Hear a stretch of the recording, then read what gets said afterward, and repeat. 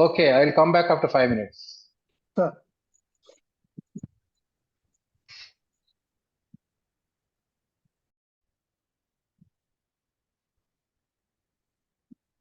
Good afternoon, everyone. Good At least one afternoon, of sir. you, Good afternoon. one of sir. you can acknowledge good afternoon. So I know you are all listening to me. Good afternoon, sir. So a couple of slides we could not cover last time. I'll try to spend some time on that.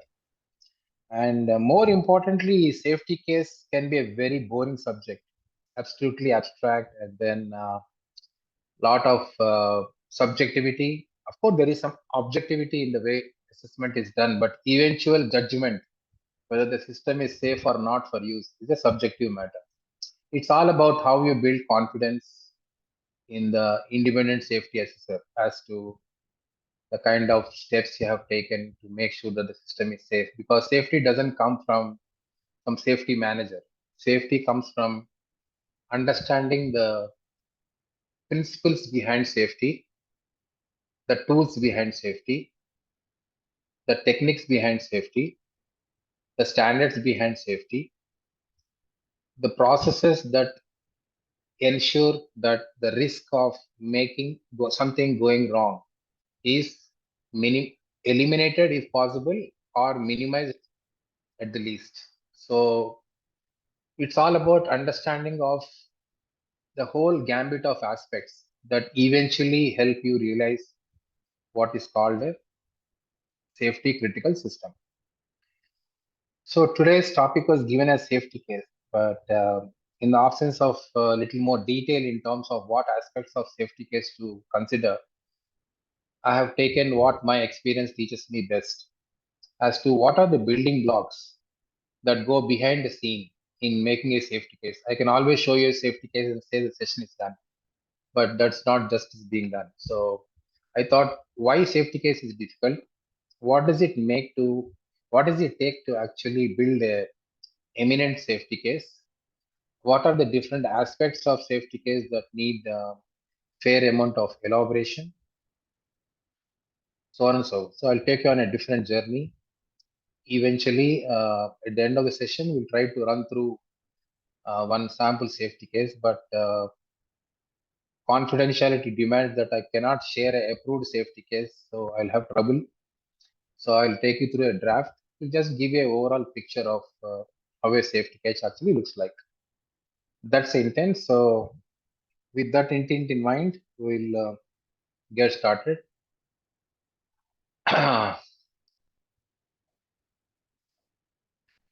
So one of the most important and fascinating things about safety is about hazard. There are other aspects of the system such as hardware design, software design, data design, and system design, so on and so forth. It continuously happens throughout the life cycle. And where does the strength come from? What is the difference between a normal system like a mobile phone and a safety critical system? Is the amount of techniques and tools and processes that we have that are accessible, available, and that we can adhere to and prove that we have done all these things to be able to achieve safety. So to start with, some of the means of hazard control. So what do you mean by means of hazard control? Essentially saying that we have done our homework, we have done adequate analysis in terms of what will happen when this so-called system under test is actually deployed for use. That is where you start doing your hazard analysis. Now that you know if a system is deployed on the field, whether it is station or locomotive or track or on track or alongside the track or whatever it is, indoor equipment, outdoor equipment, there are so many categories of systems. So once you deploy these systems, what is likely to happen? That is where the journey begins. That is where we anticipate that system called X is actually deployed, and then we make analysis on what all can go wrong. So those scenarios which are likely to happen and are likely to happen and are likely to impact life and property only are called hazards. So that is one part of the story. That is identifying the potential hazards and at a later stage actually proving that they are hazards through mathematical means or otherwise. And then once you accept these hazards are actually possible, that are likely to happen in the field, this is a kind of severity it will bring about if it happens. This is a frequency at which it is likely to happen. Then we have some well tested means, or at least I would say techniques, by which you can minimize them or even eliminate them. So these are some of them. There are many more, but these are the most important. One is obviation. Obviation is a very deep rooted word. If I know that some hazard is likely to happen and is likely to happen n number of times over a period of time, why not I prevent it? So all those techniques that are designed are oriented towards preventing something from happening is called obviation. As an example, if I train my system with a neural network saying that if a situation like this happens, it is not acceptable, the system will learn and be able to predict, saying that that kind of a scenario is hazardous scenario is likely to happen. So either I will indicate to a user or a maintainer or a loco pilot that a situation like this is likely to happen given the conditions that are existing today or now. You might as well take a precautionary action. For example, in case of Kavach system, instead of Kavach operating on its own, it might hand over the control to a driver. So this kind of a technique can be called obviation. Second example I can give you is in a case of a hard standby system. The reason we take hard by system is the system A is not available for whatever reason, for whatever hazardous scenario that the system has detected, the automatic transfer to second system so that continued availability of system is ensured is also part of obviation. So this is a very fundamental technique and uh, very often used technique as part of hazard control. Then comes education. Basically, it is very important for safety critical systems. The users and maintainers of the safety critical systems are adequately educated and adequately trained and adequately skilled. Why? Because there could be some dependency on the factual information that a driver is supposed to enter. Let us say, in the example of Kavach, there is a DMI where he is supposed to enter data pertaining to the particular train that he is trying to ride today. It may have 26 coaches. What if he enters only 6 coaches? There is substantial difference in behavior of a train, especially when it comes to braking, based on the number of coaches that the particular train is taking. Between 6 and 26, the braking distance could vary from 1.8 kilometers to 2.3 kilometers.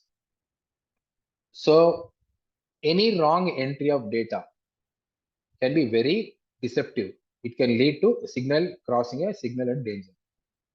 So education on how to enter the data, how to verify the data is equally important as somebody verifying the data, saying that the data that is entered is actually factual and it is correct. So requirement of another person or a third party resource to independently assess the data entry. All this constitutes what is called training and skilling. Then comes alarming. As it is, a loco pilot today has 100 things to do. He has to constantly look out for a signal. He has to be conscious of a vigilance system that is laid out in a locomotive. He should be conscious of the amount of time it takes to brake appropriately, just ahead of the signal. There are so many things that he is supposed to do. He has to continuously monitor the main reservoir pressure that will ensure braking application is proper. So there are so many things. So how do I get the attention of a loco pilot just in case I have a problem? Suppose Kavach has a problem. So how do I draw the attention of driver from all other things that he is connected with? So that is those kind of things are called alarming. So you want to give out a voice message, a distinct voice message that you can hear in the locomotive, because locomotive itself has so much of noise, so much of vibrations, and so much of noise that it is very difficult to get attention of this. So designing good alarm systems, just in case he doesn't respond to the first alarm, what kind of second alarm do I generate so that I get the attention of the driver? They're all key concerns. So alarming by itself. So audio alarm is the first thing to do, and then the visual alarm, or vice versa, or both. These are the different facets of hazard control. So how do I bring to the notice of user or a maintainer? Then comes active correction. Active correction has many facets to it, like negation, mitigation, alarms, and so on. All these come under active mitigation. This is to be able to this is the capability of the system to be able to estimate that the current context is hazardous and that a action must be taken, and that the software is so designed and developed that any possible hazard, known hazardous scenario exists, it is fully capable of ensuring that the system goes into a safe state. That is what is meant by active correction. So necessarily taking the system to a safe state or retaining the safe state if it is already in safe state. This is what called active correction. So there are a lot of software techniques available which can make it happen. Then comes interlock. Interlock is there are many ways to describe, but I would put it as conditional action. For example, if you want to open the doors of a switch gear, which works at very high voltage and which is possibly dangerous for a human to enter, the moment you open the doors of a switchgear equipment, there is a provision to automatically cut off the circuit breaker. The main circuit breaker will automatically cut off the moment you open the door to ensure safety of the personnel who are actually entering the switchgear room. This is called interlock. So one action countered by another action to ensure safety. Like this, there are many. If the point machine in a railway yard is in normal mode, then definitely it should not be in the reverse mode. It's also part of the interlock. If a signal is showing red aspect, that means it is not showing green aspect. So all these conditional actions, that means one action is distinctly and tightly coupled with another no action, is called interlocking. Safety equipment, of course, to be able to assign assign due labeling or restricting access or ensuring that only the right educated, right skilled people or right authorized people uh, access equipment that is labeled as safety, because it can be determinantal in case somebody were to open it without access, or somebody is able to pull out a card where the system is actually running. So a whole lot of things are associated with safety equipment. The rules and regulations and the manuals that describe as to how to use the system must be respected with, the absence of which can lead to a hazard. So safety equipment essentially means equipment, substance, system, subsystem, and all other accessories that have rigid control over who will use it, how they will use it, when they will use it, and when they will maintain it, how to repair it, and so on and so forth. All that comes under safety equipment and restricted access. Labeling is very fairly easy to understand. To separate out critical equipment from non-critical equipment and make sure that there are constraints on who can use and who cannot use, all come under labeling. Fail-safe is something that I discussed last time. The system is designed not to fail. In case it is destined to fail, then it should fail on the right side and not on the wrong side. Of which I gave you an example that in a railway station, if something were to go wrong seriously, then either you isolate that part of the yard from being operated or shut down the whole yard and take it to most restrictive state, which is a signal at danger. Uh, that's what the fail-safe state is all about.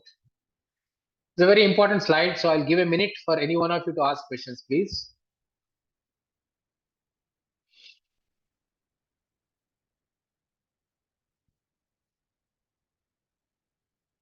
Nobody. Okay. There are some challenges that we resolved other day, but there are some that we could not cover. So my sincere suggestion is all of you, even after this session, I want you to pursue these challenges because they'll provoke you to think a lot and really help you understand why safety critical systems are very different from normal systems. So, my question to the forum is, can we ever design a safety critical system without redundancy or diversity? This is very important for you to understand before you design take part in a safety critical system design. Can anyone tell me yes or no? Sir, this is a very different question because when the question comes for the safety criticality, Yeah, and then we should refer the fail-safe system. correct, That will be a better. And then the fail-safe systems is only describe about the failure if it happens. It should go in the safer side, not correct, on the destruction side. correct. In that basis, if you just check, then redundancy is not so important for the safety critical. It's about the availability, I think so. Good. I think you have a valid point, but safety critical systems also come with this price that you cannot have extremely safe system but not reliable. You cannot have an extremely safe system but not available. If you say any instance happens, I'll shut down, then it is not a useful safety critical system. So always read safety along with availability, reliability, and maintenance. You take the example of point machine, sir. Yeah, That's yeah. the most safety critical uh, gear or element used in the railway signaling system. Very good, very good. And there is a no redundancy for the point machine. If fail means fail, and then we have to only consider if it is fail safe or fail in a hazardous way. So in that case, no redundancy is there, sir. The problem is it has two states. It's very good point that you raised. It has two different states, normal and reverse. Either it is in normal or in reverse. And definitely if it is in normal, it is not in reverse. If it is in reverse, it's definitely not in normal. So we actually have four different states. That is what is reliability here. So you not only prove it is in normal, but you also prove it is not in reverse. Yeah, so that we can say that's not the redundancy, no, sir. That's the proving way of proving the safety criticality or fail safe. It is redundant state. It is not redundant machine. It's not redundant equipment, but it's a redundant state that we assess. How, sir? It's a redundant state, I said. See, once you are in normal, you are proving that it is not in reverse. So hypothetical state. So there are relays which are complementary to each other. So one relay which represents normal and another relay which represents complementary. You are taking both into consideration to make a decision. While doing the application logic. So in that sense, it is redundant. Right, sir.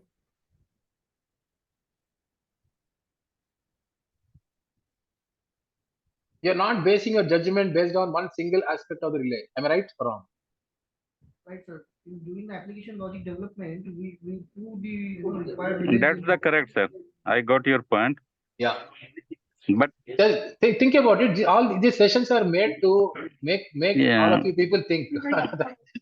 Yeah, that's the correct thing. But There's no other agent. redundancy, because normally when we talk about the redundancy, we talk about the dual system, which one Correct. fails, then another takes over automatically or whatever. That is a conventional view. Yeah. Conventional view. But when we say about the dual way of processing the confirmation about the position Is also or redundancy. state, okay. This one is not mentioned anywhere, I think. Obviously, these sessions are meant to give our experience, not what is there in the textbook. Okay, good. So one of the most impressive and beautiful statements ever a scientist has made is this: absence of evidence is not evidence of absence. This is something that I want as many people of you to answer, because this is where the learning is there. Anyone can counter and I will defend, or I will counter and you have to defend. So what it means is, just to get started on the discussion, what it means is, just because you cannot find an error in a software, it doesn't mean there are no errors. Yeah, that's true. So the limitation is your inability to find errors. But don't say just because you can't find errors, there are no errors. That's what this means. So this statement is not mine. I'm sorry to say. This statement was made by a famous astronomer called Carl Sagan. He's one of the greatest scientists ever we had in our generation. He made this remark. He says, just because we don't have a telescope or any other electronics or optics to prove that life is not there, to say that I cannot find life anywhere, doesn't mean life doesn't exist anywhere. That is the context in which he said, but I adapted that to the software design development. I keep asking this question to everybody, and that gets me very interesting answers. So my humble submission to the forum is, please use this statement in your everyday life and you will discover so many interesting things. That's my advice. Fine. Hello. Anyone wants to counter me, please? Hello. Only question comes when as a safety assessor, you raise this type of question, okay, no, something is missing, we need to find, then the counter action will come. Like this, sir, you cannot do, and then the system has to upload it, and they will continue with this counter action. That is show the evidence. Evidence is most important for the raising any credibility, any question about their development or something, sir. Very So good. No, very good. Very yeah, good. so Very good. Very good. we Very have good. to discover the different way of collecting the evidence to Correct. prove that it's a 100, not 100%, at least almost near to accuracy. Very good. Only some 3 days ago, I was performing an audit for a safety critical system. I asked the same question. They exactly took the same reasoning that you took. Then I said, how many hours have you tested? They said some 250 hours. I said, how many hours did you develop this system? They said 8,000 hours. If you are developing a system for 8,000 hours and testing it for 250 hours, what makes you think your testing is complete? Great, yes. Because just because in 250 hours you did not discover error, how do you want to declare that there are no errors? You make it 300, you make it 400, make it 500. At least equal to the number of development hours. In that case, they give the evidence of the some similar system used in a different projects. Actually, acceptable, but the development methodology, the software tools used, the languages used, compilers used, environment used, all of them will vary. Somebody developed a similar system in a totally different context. That context would have worked, but this context may not work. Yeah, that's the correction. That I mean, just keep the debate on. Don't accept. Take off from where I am, what I am saying, and then think further. That is my request. No, this leads one small question here: that did we cover all the test cases? Correct. So, is there something called complete test coverage? What is complete test coverage? Right. This is always a question. Yeah. That it's of even application logic development, or it's even if executive application or executive software development or embedded software development. In any case, did we cover all the test cases? What is the test coverage? How do we find out that? I mean, how do we? What is the best solution for that? Some from a software point of view, there are these days technologically we have advanced substantially on this. There are programs like white Green box compiler. testing can ensure.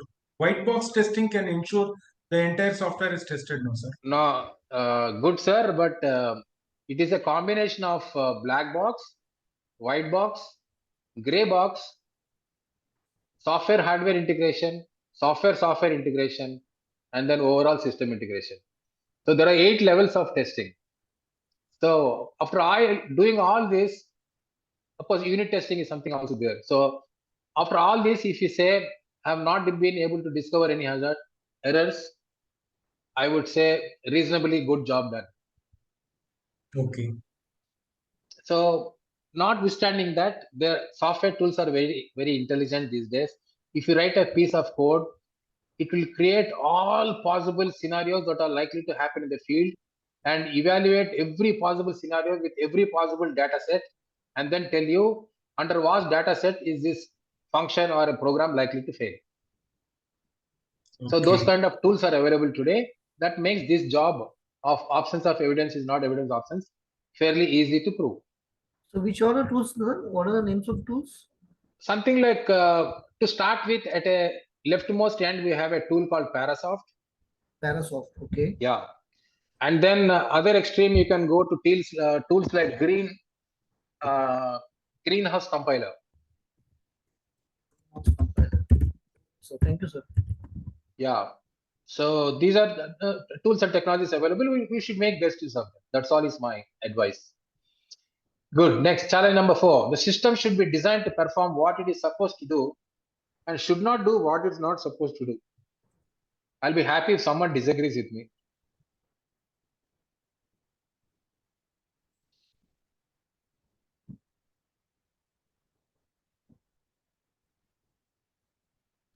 Suppose on a panel in a railway station,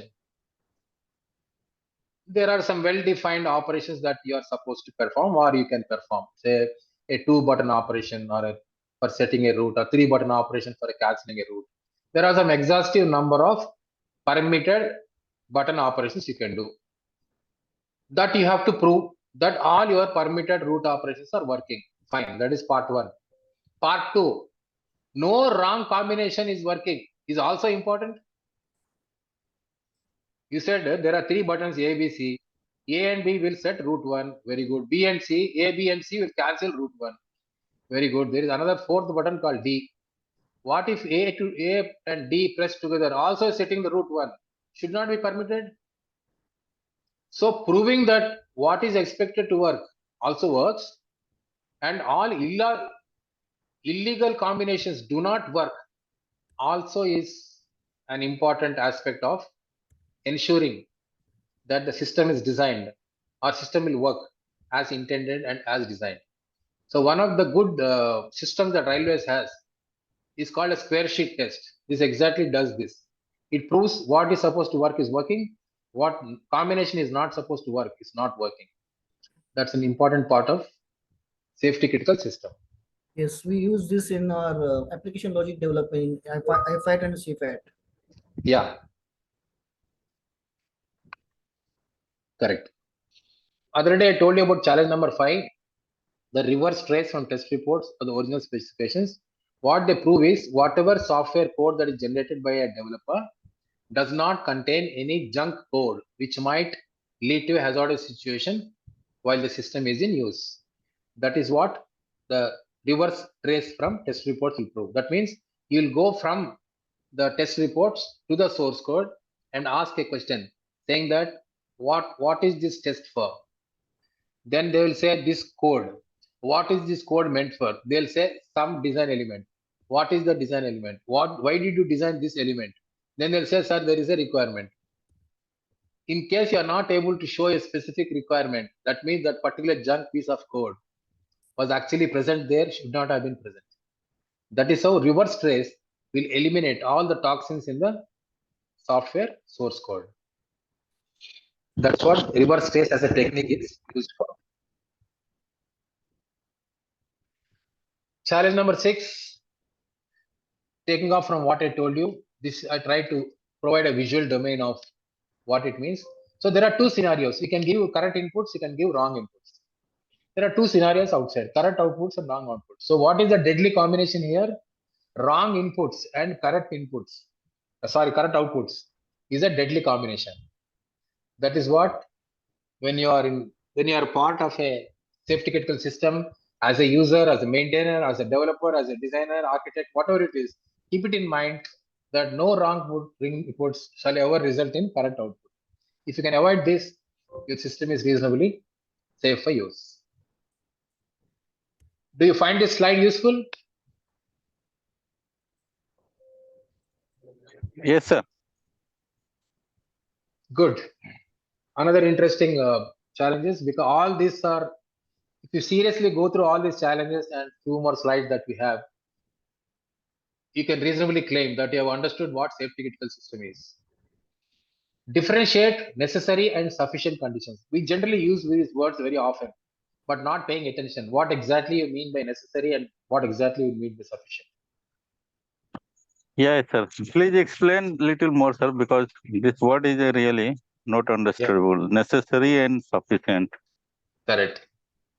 So necessary means prerequisites. What are the prerequisites necessary for a condition to be satisfied? Sufficient means adequacy.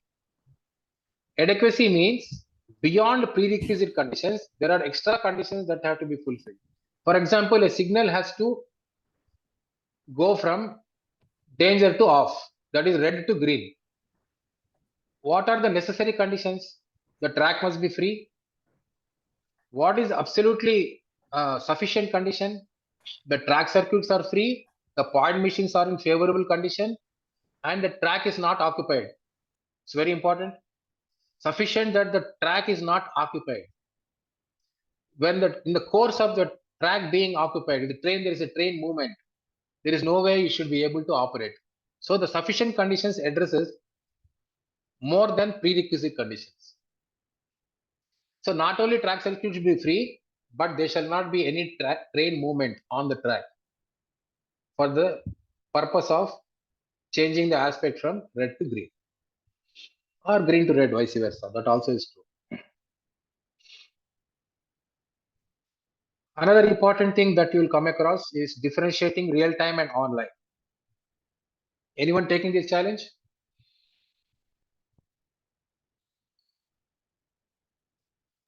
Okay. Yes, sir. Yes, sir. Tell me. Differentiate real time and online. Hello. Yes. Yes, sir. So you wanted to understand about this real time and online. What is the difference? Yes. Yes. Yeah, online means it doesn't have the this real time, because online can be having the latency period more than the required one. But in a real time, latency period is minimal, or we can say negligible. That's the main difference that I find. An intelligent answer, I would say. I will try to refine your answer a little more so that both of us are very precise. In case of real time, definitely the reaction time is minimal or inconceivable to a human element. That is what is real time. Number one. Number two, it is more than minimal. It is actually predictable. That means when I give certain amount of inputs, the output is expected within a predefined amount of time. There is no use if a route setting takes 14 minutes to do. There is no use. It should happen within a minute or less than a minute or some time, fixed time that is given to that operation. The best case or the worst case, once I set the 2-button operation or 3-button operation, the route must set within 2 minutes maximum for the worst case and 1 minute for the best case. If it happens beyond that, I'll consider that output as waste. So any system, any real-time system, the behavior of the output, the system behavior in terms of output of the behavior shall be predictable and predictable within a predefined amount of time. It is defined.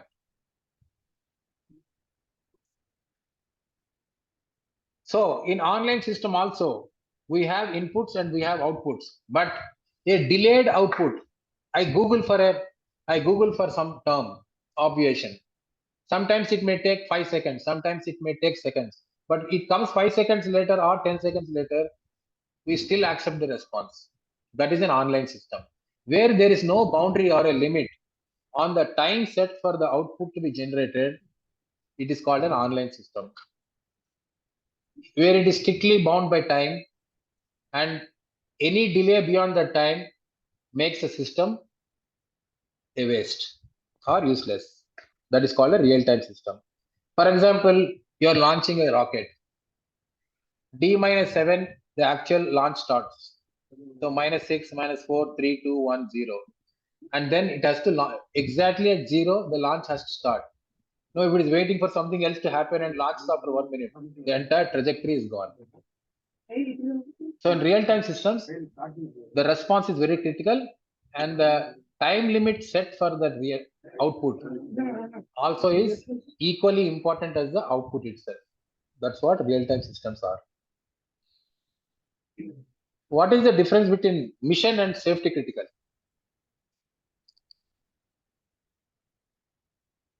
Mission and safety critical, sir. Yes. Mission critical and safety critical. I think mission is, it's as per my meaning is that it's about the objective, what we have this constructed or the project is implemented, the objective, if it is implemented or not, that is considered in the mission. But in the safety, we only focus on the how safe is the system and what can be the hazardous way or the destroying the man material or equipment. Can you give one example of mission critical? Yeah, mission, suppose the metro is being projected to run for the GOF4 system, but Yeah.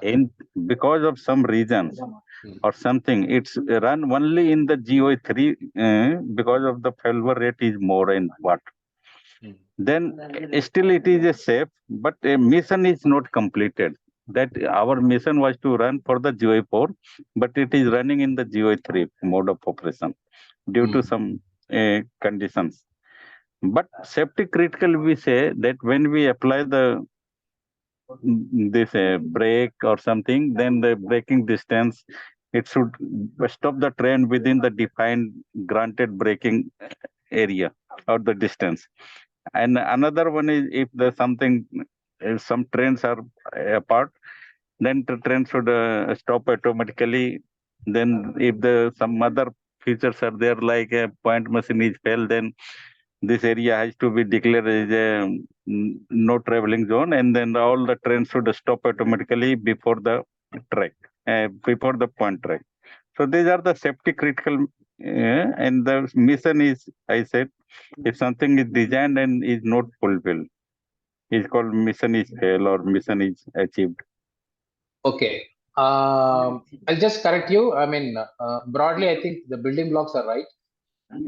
Just to correct you slightly, a mission has a well-defined lifetime. It has a well-defined beginning, well-defined ending, well-defined purpose, and well-defined parameters within which it has to operate. For example, the best example I can give you is a loco pilot journey is a mission critical activity. He has a definite point to start, he has a definite point to end, he has a definite set of activities to do. The moment he completes those activities, these contexts, the inputs that he faced, the outputs he generated may not be applicable in another locomotive he may travel next day. This is purely contextual. If he is traveling on a section which is fairly a plain section, no gradients, nothing at all, he cannot behave similarly in a section which has a lot of permanent speed restrictions and temporary speed restrictions. So mission is a specific objective on a specific day, specific context. That's what is mission critical. So the focus is to make sure that particular journey of the loco pilot is safe.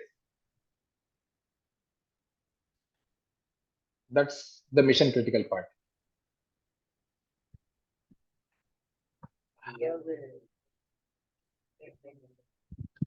Good. There is something called concept of layers of protection, which is very essential before anyone attempts a safety case.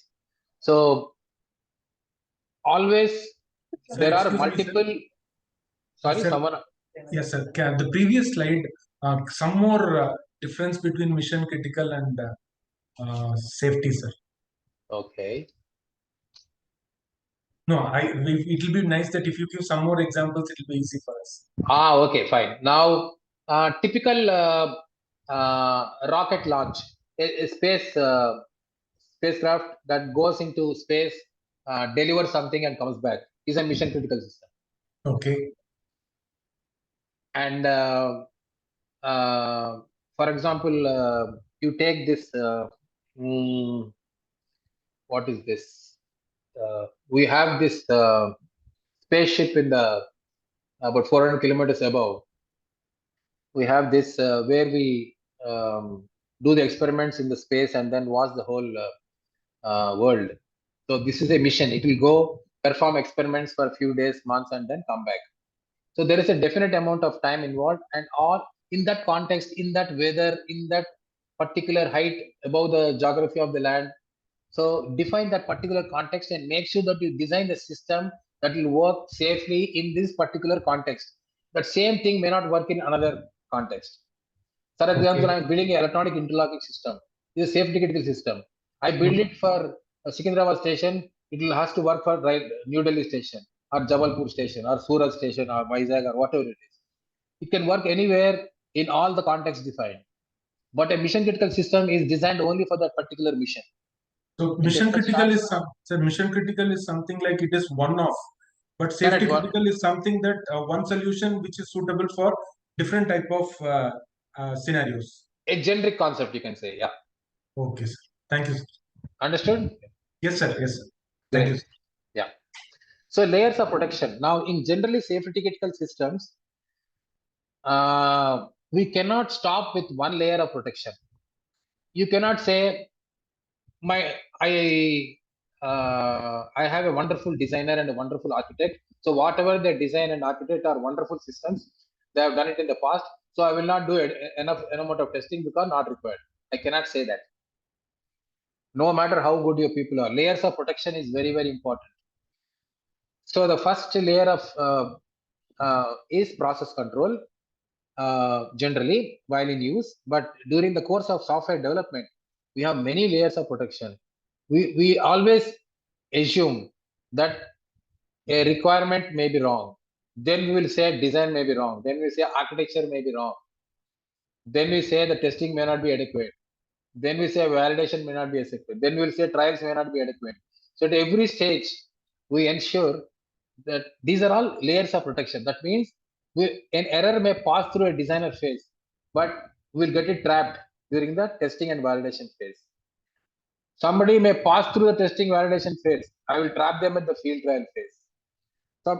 Somebody may pass through the field trial phase also. I'll trap them by using fault injection. So these are called multiple layers of protection. Just to give you an example, when the systems are put to use, the layers of protection are different. That is quality control in terms of the components that you buy, in terms of input material that you buy, ensuring that the quality control is rigidly adhered to is one level of process. Then there is user intervention. I mean, in terms of going back and say the performance is not good or it has failed the performance testing and so on. And then, of course, the third layer of protection can be a safety instrumentation in terms of detecting smoke detectors, for example, is a safety instrumentation. Fog detection is another type of safety instrumentation for the loco pilot. And all these things are there. Beyond that, even if safety instrumentation fails, then there are relief measures. That means something goes wrong, there are people to come, pull up the train, put it back on track, and get it rolling. That also fails. A derailment happens, some injury happens. We have an emergency response. So these are called layers of protection. So if you want to really design, develop, and deploy safety critical systems, it is very essential to have multiple layers of protection, not necessarily 1, 2, 3, 4, 5, but at least some of them. This word comes up very often. Many people mistake one for another, and it is loosely used. Just so I thought I should clarify. Security is a threat that comes from outside of the system. And safety is a threat that comes from within the system. Only when something goes wrong within the system, the manifestation of that is a hazard, safety issue. Any threat that comes to system from external one, for example, somebody is trying to jam my radio frequency. I'm using Kavach and then I'm transmitting continuously data. And President of India is going next to the train, and then they're using a jammer. They jam it for 30 seconds. My train immediately responds saying that I'm not receiving the radio packets from my station, so I will give back the control to the driver and then apply brake. So security issues are external issues, safety are internal issues. You must be able to clearly distinguish what can come from within and what can come from outside. If you do that, you have full control and you can find appropriate solutions. That's the intent behind this particular slide. Ajay ji, I need 5 minutes break. Sure, sir, sure. 5 minutes and I'll resume back. Now it is 3:20, exactly 3:25 will start.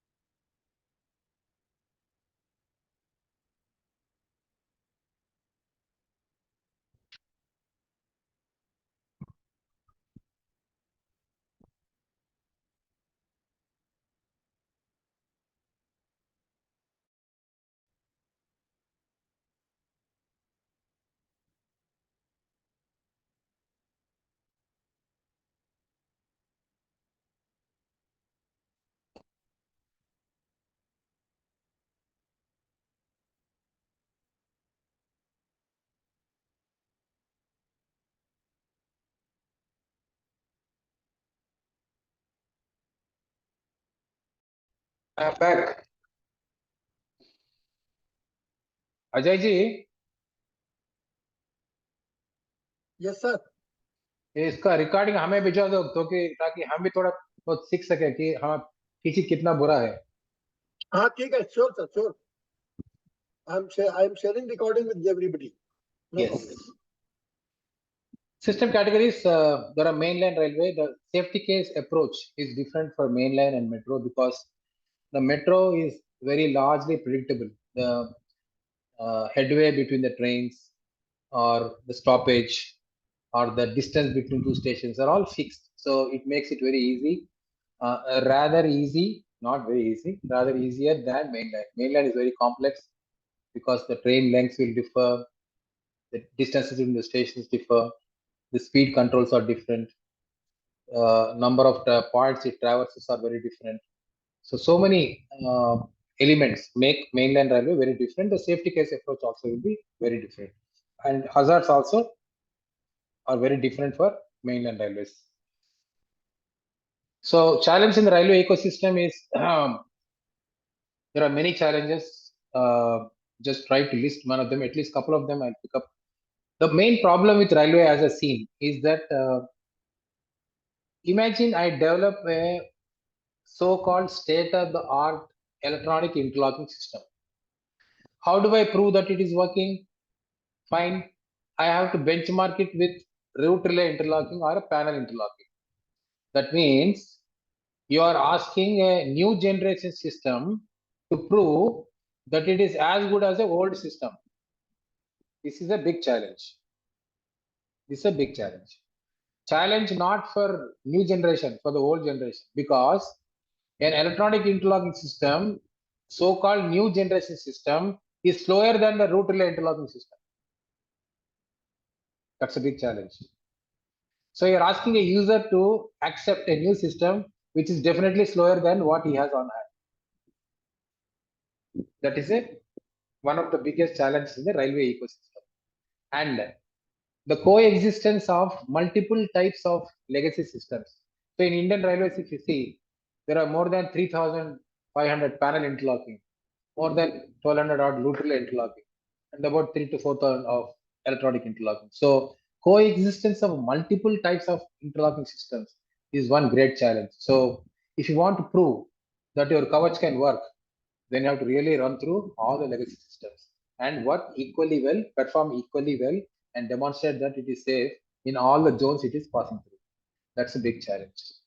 Interoperability is a challenge. There are multiple players with multiple types of architecture, multiple design strategies. So to be able to work equally well in terms of both operations and performance and safety with all players that exist in the railway network is another big challenge, to be able to understand and behave appropriately. Field trials is another big challenge. Possibly I have one slide for that. And building all weather systems. You cannot say my system will work in Jammu Kashmir area very well because it is reasonably cold all the time. It has to work in Rajasthan, next state, at 55 degrees or 60 degrees centigrade and 80 degrees of ambient temperature. So all building all weather systems is another big challenge. So each of them, the reason why I am stating this is each of these blocks bring about their own hazards. That is my interest. So how do I eventually, if you want to build a safe system, you should anticipate maximum number of hazards. If I have to build maximum number of hazards, I should know where they will come from. So idea of this slide is to give you an indication of where you can focus and see what each of these blocks, what hazards can each of these blocks bring about. That's the intent behind this slide. This is to assist you. I'll be happy to spend a minute if anyone has a question on this, please. So this is Yogesh's side. RRI to SSI conversion we normally do, right? But how do we say that the SSI is lower than RRI? In what context? Simple, sir. One is electrical and one is electronics and software. On any day, electrical systems are faster than electronics and software systems. Software is a limitation factor because it adds to logic evaluation. So there is definite amount of time, assuming that electric and electronic are same. Software is a added layer in terms of time consumption.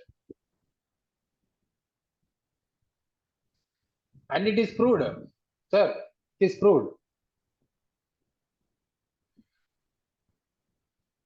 I'm just confused here because, okay, leave it. I will ask him.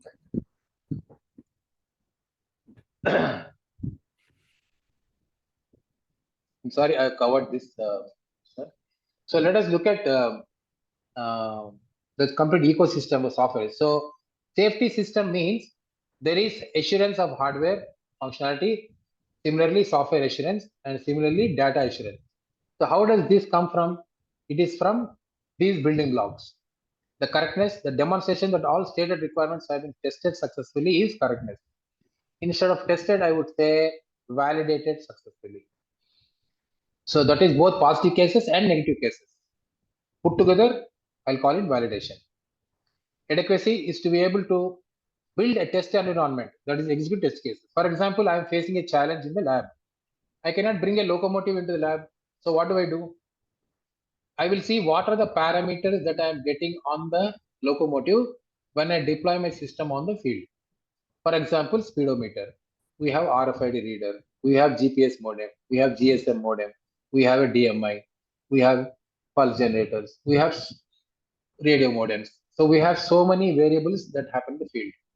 If I can bring all the elements of those system and subsystem that I'm going to put to use, along with some vibration and shock and variant weather conditions into the laboratory, then I'm building a real-time test bench that can give me adequate number of test scenarios to evaluate my system in the lab before I send it to the field.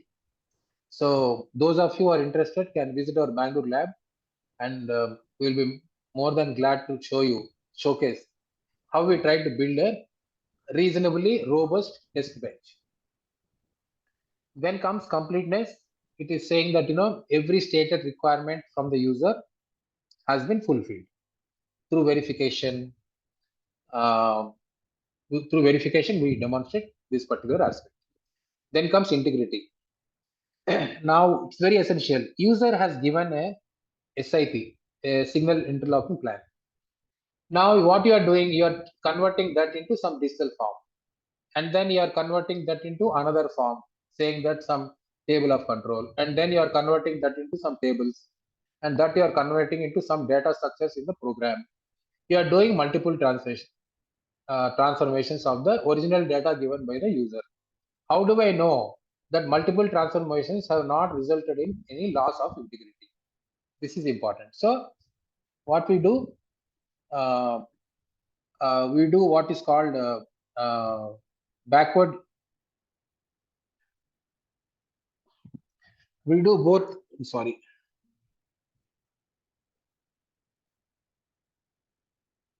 So what we do is we do verification both from both forward and reverse direction, saying that we'll take the final element called data structures and try to rebuild the SIP from that, and then match the original SIP and the reverse generated SIP. If they are okay, if they are good, we'll proceed. Otherwise, we'll say loss of integrity. Safety assurance. This comes from ensuring that all known hazards are mitigated, and there is evidence to prove that all hazards have been considered either at design stage or architectural stage or implementation stage or operations phase or maintenance phase or whatever it is. So if that evidence is there that it has been all known safety requirements have been considered, safety assurance is given. Process integrity. So most important, version control and defect tracking. Hundreds of people develop software, hundreds of modules get generated for a project, example project like a Kavach. Electronic interlocking is also equally complex. So every day some requirement would change. So consequently, some program will change. Imagine at some point of time, you have hundreds of versions of different modules, hundreds of modules first of all, and each one will have hundreds of versions. So which combination of versions is the final product is a big question, because the teams may be spread across the globe, developing different modules. So how to integrate all of them so that the right versions of each module are picked up to generate the right final version of the product is a big challenge. I'm telling you, very, very big challenge. So to make sure that we don't have any surprises, we follow what is called version control. That means every version of every module is tagged with a particular version number, and then the packaging is done in such a way that only those successfully validated modules, those version numbers are tagged to a final package. Much more than this, I'm just giving you a very simplistic answer. Successful tests. This is through the code coverage. That means how much of code have you tested? Number one. And each code may have multiple branches. So how many branches of each piece of code have you tested? And within each branch, you may have multiple leaves. How many leaves of each of the branch of the module of that particular software program have you tested? Decides the coverage. Normally, in safety critical systems, we expect no less than 90 to 95% of coverage for the purpose of testing. Only that is acceptable. Trials. So moving from test to trial, I told you trial is a form of test that is conducted in the real-time environment where all the inputs that come to the system are from the real world. None of them is simulated or none of them is fictitious. So here, this is where the system gets tested for its functionality and performance. So that is also essential. Every safety critical system will undergo trials. That's the reason. Simulation. So even before you try to code anything, simulation is essential, where you can simulate all the inputs that come to the system and check for the performance in the laboratory conditions. That's the first step in building a safety critical system. We use a tool called, as far as I am concerned, I'm using a tool called MATLAB, which will help me create a software coverage, and then I give a lot of inputs and then see how my software coverage is represented before I build my hardware system. So EN standard summary, basically it's list of phases. Each phase has list of activities. Each activity has list of tables, and each table has a list of items that can be reasoned. And then there is something called who should perform the activity, also is given very clearly in the standards. That is the beauty of the standards. It just does not stop at telling you what to do. It also tells you how to do, how to assess your own performance, how to assess adequacy of your compliance, and so on and so forth. In that sense, the EN standards are one of the most well-written standards after aeronautic standards. One of the lesser spoken aspects in building a safety case is data management aspects. People talk a lot about software and software integrity levels and so on and so forth. But please note that data integrity level also is equally important. So I was the first one to take initiative on this subject. So I started this course at IIT Kharagpur, and it has people received very good response. Equal emphasis should be laid on hardware, software, and data. That's what it means. Why? Because it is undergoing so many a big cycle. Data retrieval, data transformation is happening, data storage mistakes can happen, data validation techniques can be inadequate, data verification techniques may not be adequate, data integrity may be a big question. So that data is not corrupted or prone to errors after so many transformations is very essential if you are dealing with a safety critical system. What is the example of a data? For a signal interlocking plan being converted into a configuration data file in a particular station is data. So imagine how dangerous it can be that the user told you that route 1 to route 2 has 3 track circuits, but you have considered only 2 track circuits. It can be extremely dangerous. So many things can go wrong in data. It's very important to attach significance to that. Something. This is an important slide. I want you to have a look at it. So data failures can be systematic and random. So within that, critical and non-critical failures. Critical failures means anything that can lead to a hazard. So again, within hazard, there can be tolerable hazards and some can be intolerable hazards. So if you ask me, the last row, hazardous failure block is the most critical.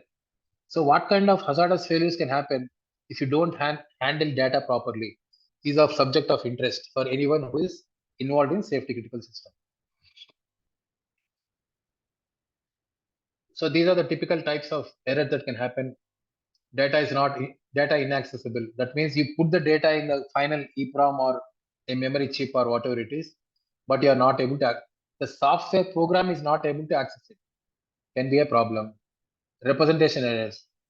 On the panel, it is shown as track circuit occupied is shown as red, but you are showing it in pink or white, blue or whatever it is. Representation errors can happen. Configuration errors can happen. So hardware malfunction can result in data being corrupted. Data scope is not fully defined. So data entry errors. You have done everything possible, but the last minute when the data entry was supposed to be done, you did a mistake. I gave you an example, loco pilot. Instead of saying that formation has 26 coaches, he has put only 6 coaches. That can be dangerous because it will have a direct bearing on the performance of the braking. Incomplete storage. Your storage capacity was 32 MB, but the file you generated is 33 MB. So only the first 32 MB got stored. Other 1 MB got, you did not even have a clue as to what happened to the other 1 MB. You're struggling to find out. Incomplete storage. There's so many things can happen with respect to data. So if you are a part of safety critical system, might as well be aware of all these problems that can likely to come. So what is the data trace incomplete? Sorry? Data trace incomplete? Data trace incomplete is For example, you're starting with SIP and ending up with a configuration data of a station configuration data. Okay. Now, when you are tracing it back, station configuration data to data structures in the program, software program, some from that to some tabular format, table of control or whatever, and then to reverse generated SIP. So you may say you may match only SIP to SIP and say you are happy. No, you should match table of control and table of control also. You should also match original data structures to reverse generated data structures. I'm saying that mapping must happen at every stage, not just at one stage. Okay, sir. Thank you, sir. So there are different types of data, dynamic and static. Dynamic is something that changes status in real time. Example, relay status. Static data, as you're aware, signaling plan, layout, normally doesn't change over time. But as and when it happens, it is only one time. So the slide itself speaks for itself. Dynamic data and static data. The techniques that you use for verification of static data shall be different from don't apply the same techniques for dynamic data, because the nature of data in dynamic is very different. So lot of variables are there in dynamic data, because it may fall in a range. It is not a fixed value. In static data, everything is a fixed value. So the techniques that you employ for verifying static and dynamic are different. That is the intent of this slide.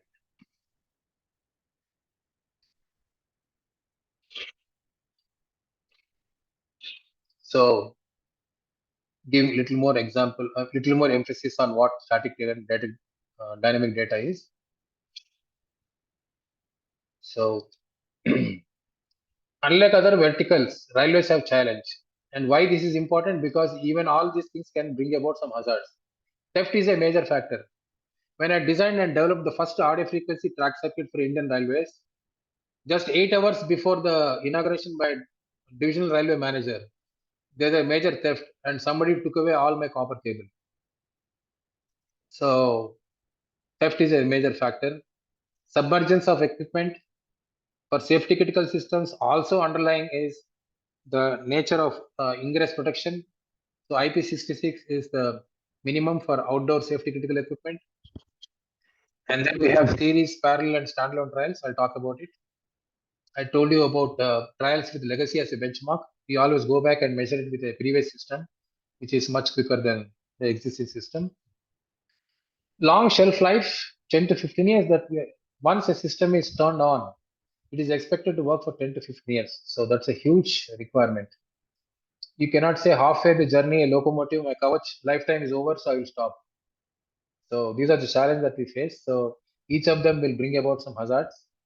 So to be able to generate hazards of each of these scenarios or possibilities and then mitigate them at design stage is a challenge for safety critical system designer. Sir, how did you mitigate theft factor? Fortunately, they gave us a piece of land where we could dig up at 6 feet. Trench we dug up overnight and then managed to lay the cable, concealing it totally. It will appear only at the receiver end of the transmitter and receiver end of the audio frequency tracker.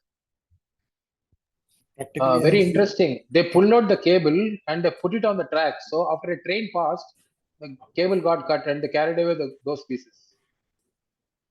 So practically, I've seen in DFCC corridor that even from the terminal ends also they are pulling it out and taking it away. I know that is not that is what we are not eliminating the theft, but we are minimizing the theft. So if you look at ISA, we write a safety case exclusively for ISA, that is independent safety assessor. What is that he wants? He wants this checklist. He wants us to prove completeness, correctness, safety assurance, coverage, performance in real trials, documentary evidence of all the above, data integrity, development environment. You cannot use any random tools. You say use only certified tools. So that is another problem. So there are many types of tools again, T1, T2, T3. So tools that are used only to write your documents, MS Word, MS Excel, he doesn't bother about it. there are tools that will help you to convert your software code into a object code or executable code. That he is bothered whether that tool is certified or not. And then there may be some tools that are used while it is being run.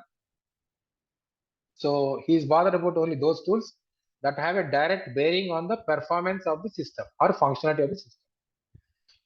So we have to prove what tools we have used and why we have used those tools and why they are acceptable. So let's look at now that you have seen the background of what all it takes to build a safety case. I'll present a typical case of a safety structure.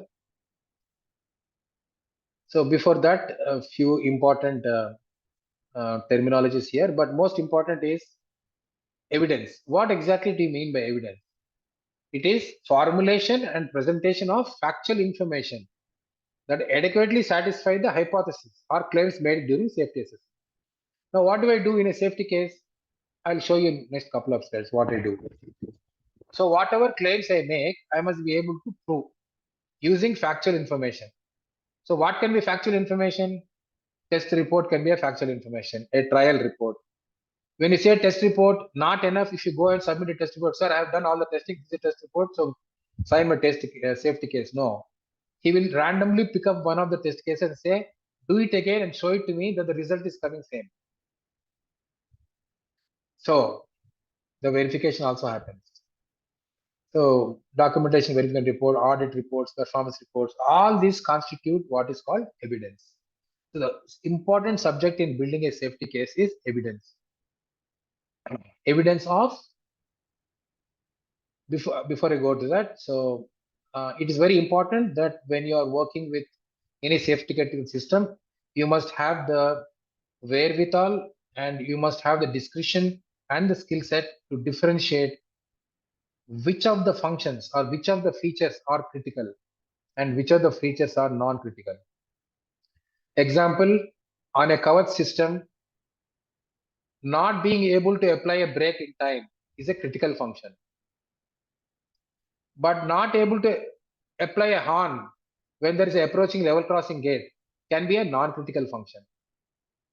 So identifying which of the features or functions are critical, non-critical determines how good a safety case or how good a system you have built. Other things are understandable, so I will not spend my time. Second point is document before implement. This is what I realized after being in safety critical systems for 20 years. I realized the most stupidest thing people do is start implementing before documenting it. This is the stupidest thing to do.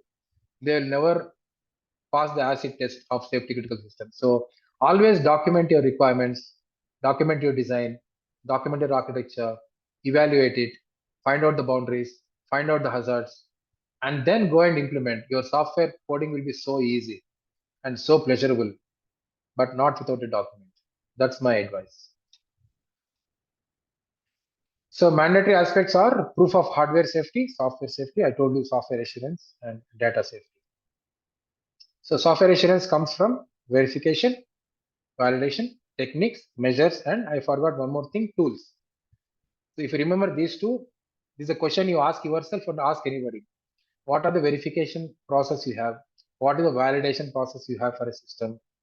What are the different techniques you have used in developing the system? What are the different tools that you have used in the system? Are they certified? If you ask these fundamental questions, the other person will start respecting you suddenly, much more than what you expect. This is too much for you. I think this is more to do with somebody is actually developing a safety critical system hardcore. So I will try and skip this.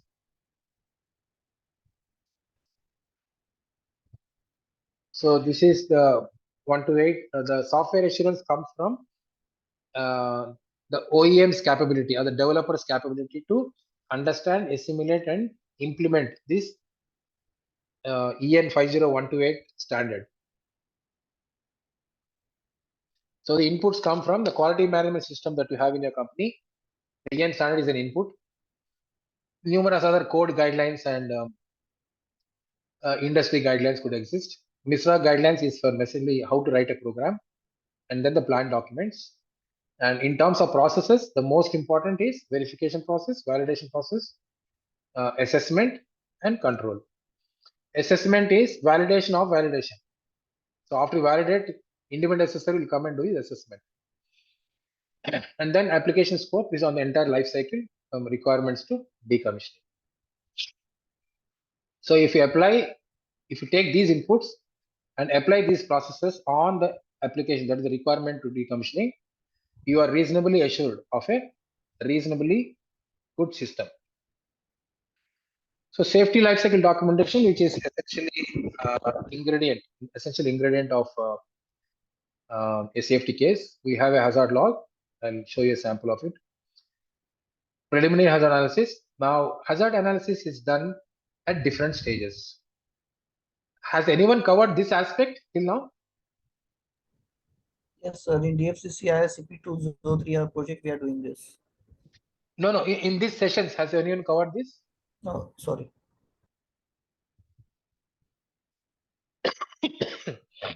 I guess no. Sorry, yeah. So hazard analysis is the process of identifying the hazards, and I'm sorry, I'll slightly repeat. It's a process of identifying the potential failures that can have consequences, and then performing analysis on those failures and deciding which of them are hazardous or not. That is called hazard analysis, and this is performed at different stages. So first we do when the system is known only as if I want to develop coverage. I know there is a box on locomotive onboard coverage. There is something in the station called station coverage. There is something in the intermediate block called IB coverage, whatever. I know them as black box. I don't know what is inside. I know what is input, what is output. Any hazard analysis that you perform at this stage is called preliminary hazard analysis. After some stage, you build subsystems. You know, loco will consist of a processor, it will consist of a logger, it is communication, so on and so forth. The hazard analysis you do at that stage is called subsystem hazard analysis. And then, after some time, you will say, now I built this system A, B, C. A communicates with B, B communicates with C. And within C, there is D, E, F. There are 3 subsystems. So C communicates D, E, F. So when you break down the system into so many parts, then comes interface hazard analysis. That means when you are interfacing one with other, what are the hazards that are likely to come? I'll give you one example so that your life easy. Why should you make it complex? Imagine a loco pilot is watching a DMI that is giving him speed, movement authority, end of authority, reducing the strength, so on. There are some 17 different parameters that are displayed on the DMI. And he has another odometer next to him, the analog odometer or a digital odometer next to him that is coming from conventional speedometer. Suppose there is a delay in display of the speed on the DMI. The other odometer is showing 68 kmph and the DMI is showing 64 kmph. Is there any hazard in it?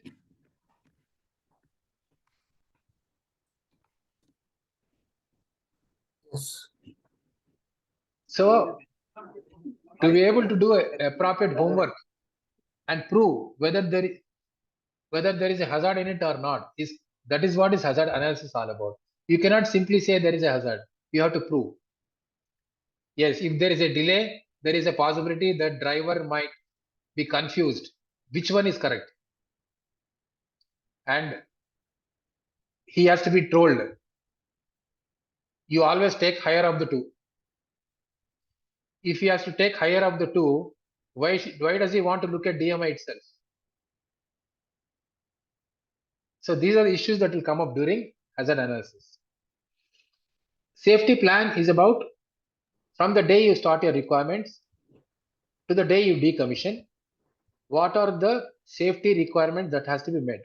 Safety requirements are result of hazard analysis.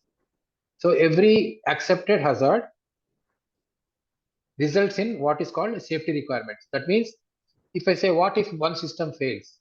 So my safety requirement will say, in case of failure of system A, system B shall function normally, operating under all normal conditions is my safety requirement. So that is how for every hazard we generate a safety, one or more safety requirements. So how do you plan to what are the processes that you would put in place to achieve your overall safety is covered in safety plan. It comes of processes, in terms of people, in terms of techniques, whatever you want to use, you have to state it before you start using it, saying that this is what I have in mind, this is how I want to realize safety, and this is the safety I intend to realize for each of the subsystems and overall system. And then at the end of the journey, you have to prove that everything that you planned in a safety plan, everything you stated in a safety plan have been complied with. That is essential part of ISA certification. Similarly, we have subsystem hazard analysis report and interface hazard analysis report. At the end of it, safety management report encompasses all these aspects. This How is do how we a tip. identify that all the hazards have been taken care? Sorry? How do we identify, how do we ensure that all the hazards have been taken care? Yeah, basically, every time a hazard is identified, you tag it to a safety requirement, and safety requirement is numbered, and then it comes under version control, and then unless all of them are satisfied, the document is kept open. Okay. It is not just as easy as that, but you'll have to prove it that it is implemented and implemented correctly. That mitigation is actually working is something that you have to prove. Right. That is how safety requirements get demonstrated. This is an example of a hazard log template. So we carry all aspects of, so whenever you think you come across a hazard, I gave you one example. The two pulse generators on or two speedometers on the locomotive are giving different value. What do you do?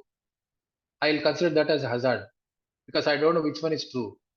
So what I'll do, I'll just apply the brake and hand over the control to the driver. But as and when you really think there is some hazard, this is the kind of documentation you must do. And I'm giving you only minimal because I could not fit more than this in the screen. There are little more aspects that we have to capture. But generally, this is what it is, hazard description. What makes you think it is a hazard?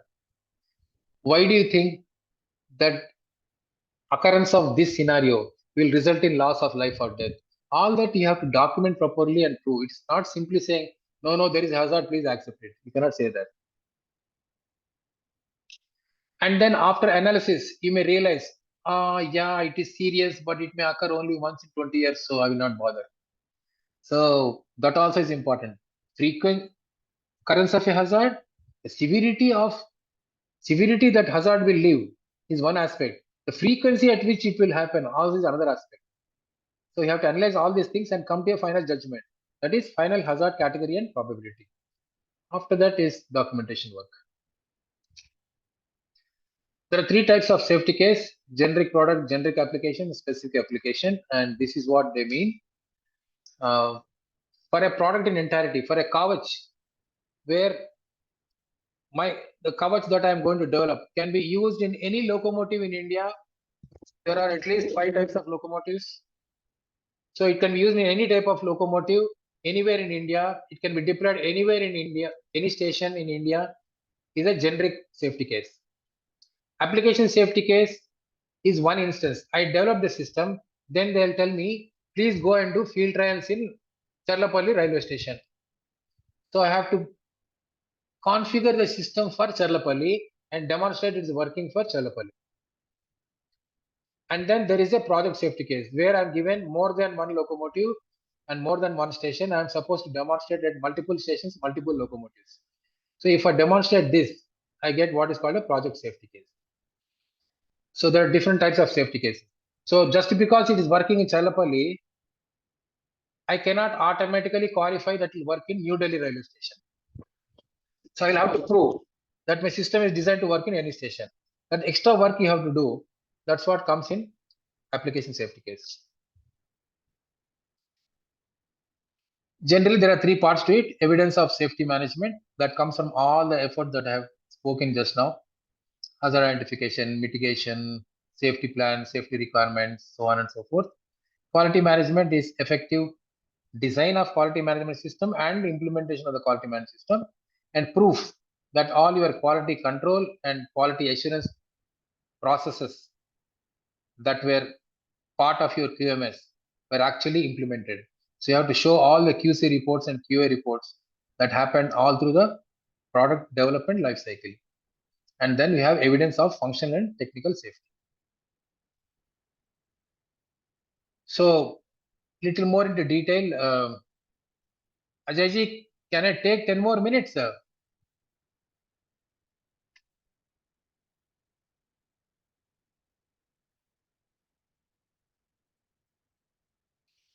Okay, detailed.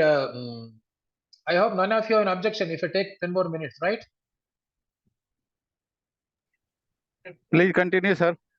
Okay. Sir. So further detail in the safety case, this is what it is. First, we define the system. This is very important.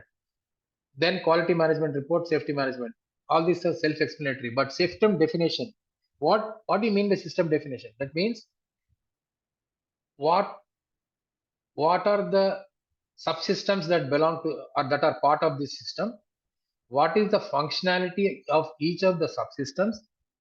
What is the system hierarchy first? If I say Kavach is one system, it has three subsystems: Loco Kavach, Stationary Kavach, Remote Interface Unit. Next, Loco Kavach. Further drill down, it has a RFID reader, radio modem, DMI, pulse generator, GPS, GSM, brake interface unit, so on and so forth. So these are called subsystems. Again, within brake interface unit, there is electrical part of it, there is pneumatics part of it. If you take the Loco Kavach itself, it will have a processing unit, it will have a storage unit, it will have a communication unit, so on and so forth. Take a stationary Kavach. It has an interface, vital relay interface unit, GPS, GSM, radio communication, visual display unit, so on and so forth. So first is system. Next level of hierarchy is subsystem. Each subsystem translates to multiple modules. Each of the module converts itself into multiple components.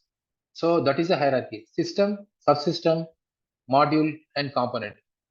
So component level description, up to component level description is expected of system definition. Quality management QM report and SM report are fairly self-explanatory. In terms of QM report is against the QMS, safety management report is against the generally the safety plan. Then we have technical safety report, and just in case you have referred to any other safety case of a similar system, you'll have to really document, refer to it and say what aspects of that safety case have you considered here and why. That you have to elaborate and justify. Again, further drilling down what system definition is, I just want to put it here so that you can use this material to read once again and understand what each of the elements of the safety case actually.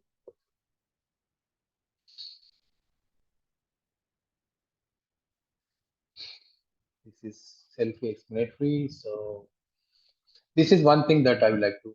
Safety related application conditions.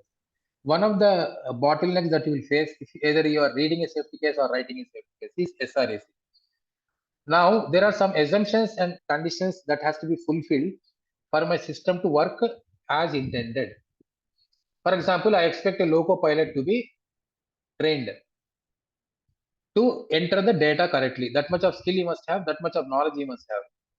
What is the loco ID? As soon as he enters, he is supposed to enter some data on the DMI. Loco ID, selecting the right type of formation. Is it single engine or double engine? Each way, currently the train is in forward motion or reverse motion. There are so many categories of data that he has to enter. Any wrong data might lead to an erroneous decision by Kavach. So very essential that that trained properly. So what I'm only saying is SRAC means my system is safe subject to the following conditions being met. That is, loco pilot being trained, he is being skilled, he is being told how to enter data. There is a process of verifying that the data entered is correct, so on and so forth. So all those assumptions and conditions that have to be fulfilled for my system to work are called my system to work safely.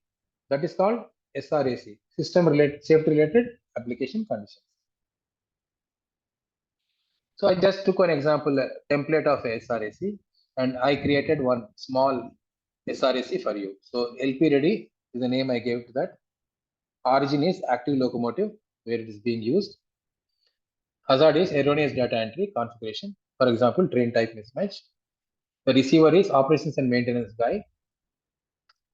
Text is data entered by locopilot as per given instructions.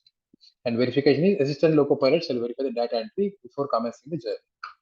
So like this, you have to identify all SRAs and fill up this as a part of your safety management process.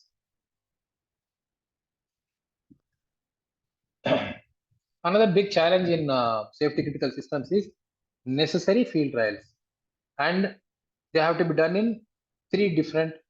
Fortunately for us in Kavach, they are not applying this rule. But if you go and take a electronic interlock to the railway, they'll say do parallel trials, do series trials, and do standalone trials. So in parallel, they'll put systems like this. I showed you the configuration here. The same input from the panel or whatever it is goes to a working system and our system. And we'll drive some fictitious outputs. He drives a signal, I'll drive my own signal without interfering. So whenever that signal is turning red to green, my signal also is red to green. This is how they'll test a parallel system. And you have to prove it for 45 days. That's working fine. Then comes series. What they'll do, input will be connected to our system. That will be connected to the actual working system. That will drive output. Here, the output command will result in the right operation only when both of them say yes and yes. There are 4 combinations here. Yes and no, yes and yes, no and yes, no and no. No and no is okay. I am saying yes, but the real benchmark system is saying no, is a danger. I am saying no, and that fellow is saying yes, also is not acceptable. So the idea in series mode is to isolate the test and the system to see where all it can go wrong or where all it is going wrong before they accept or reject. That's a wonderful. Just to share with you all, this kind of a schema was proposed by me way back in 2007 in railways for all safety critical systems. And since then, it has become a practice for all the safety critical systems. In standalone, of course, you drive the system directly and then prove that the new system is working fine. So one of the essential things that qualify a system to be a safety critical system is your ability to detect failures. So in this case, if you look at TD, time to detect, is the most dangerous. Why is it most dangerous? Can anyone tell me?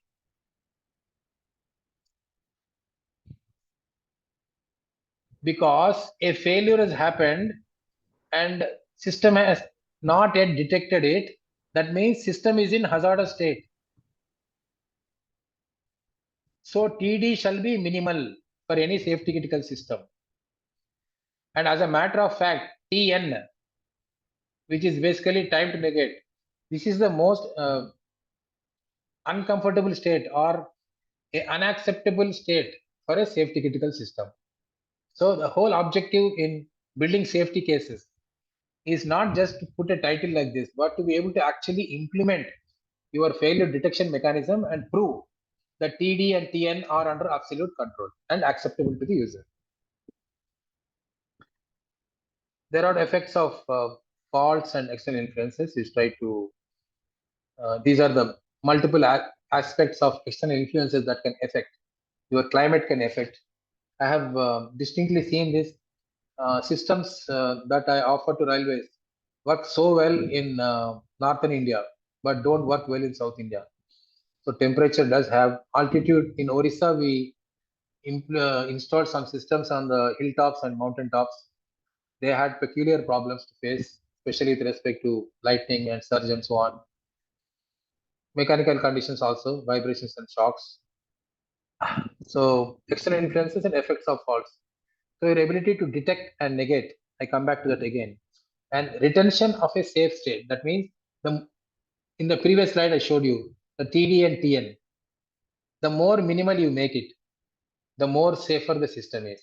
So not permitting the systems to be in an unsafe state for longer duration is undesirable. So any safety critical system should focus on TD and TN and make it as minimal as possible so that it doesn't have an impact on the severity. Then we have changeover mechanisms and process, also essential to critical systems. You have a hot standby system. System has automatically gone from active to passive or A to B. Now, will it come back automatically from B to A or we have to do something else? It has to be clear. The user or maintainer has to be properly trained, educated, skilled, and given manuals, etc. as to what happens if it transits from A to B and when will B to A happen or will it happen or not? If it doesn't happen, is there any manual intervention required? If so, what is that he or she has to do? So on and so forth. So changeover mechanisms and processes are also very essential from a safety critical system point of view. Also, the conditions that will lead to a system shutdown must be documented and made part of the training. So user must know what it means to shut down operationally, if he wants to initiate a shutdown or system shuts down by itself. What is the difference and what are the activities that he or she is supposed to do? Covering all this also is part of managing a safety critical system.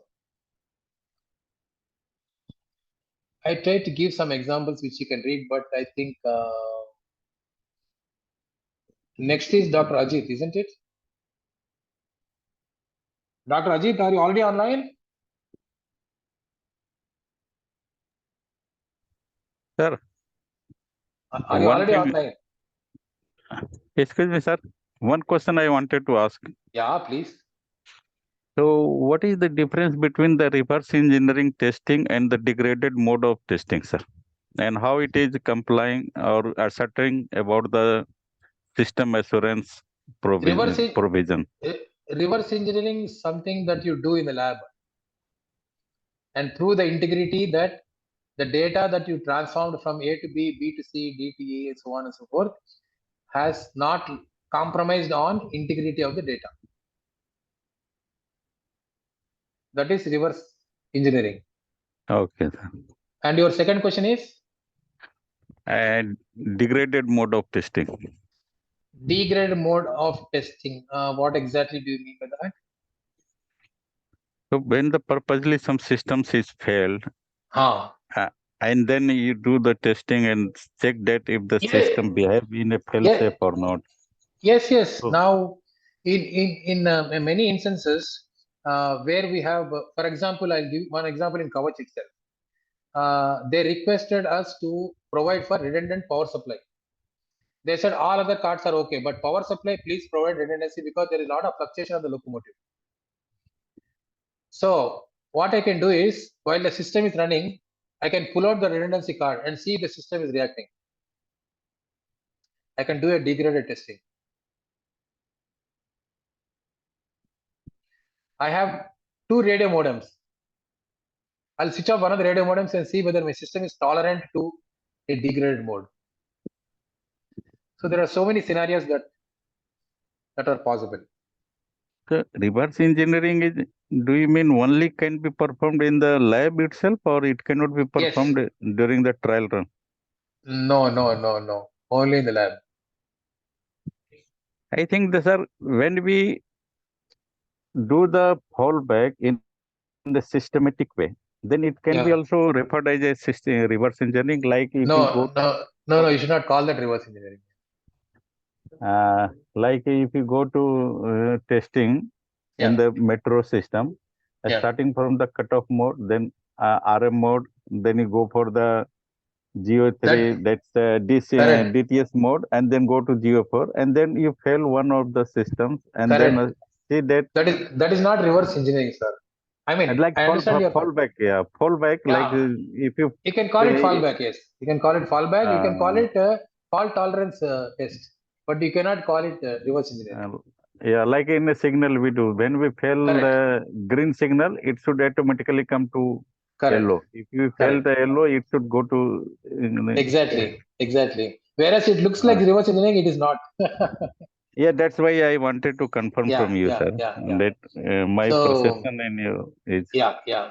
Ajay ji, do you have another 10 minutes? We can take, sir. Break. Okay. I hope I'm not bothering Dr. Ajit. Was he waiting? Okay, a few minutes on Kavach. It's a train collision avoidance system. It's a hot topic in railways today, so I thought I'll spend a few minutes on this.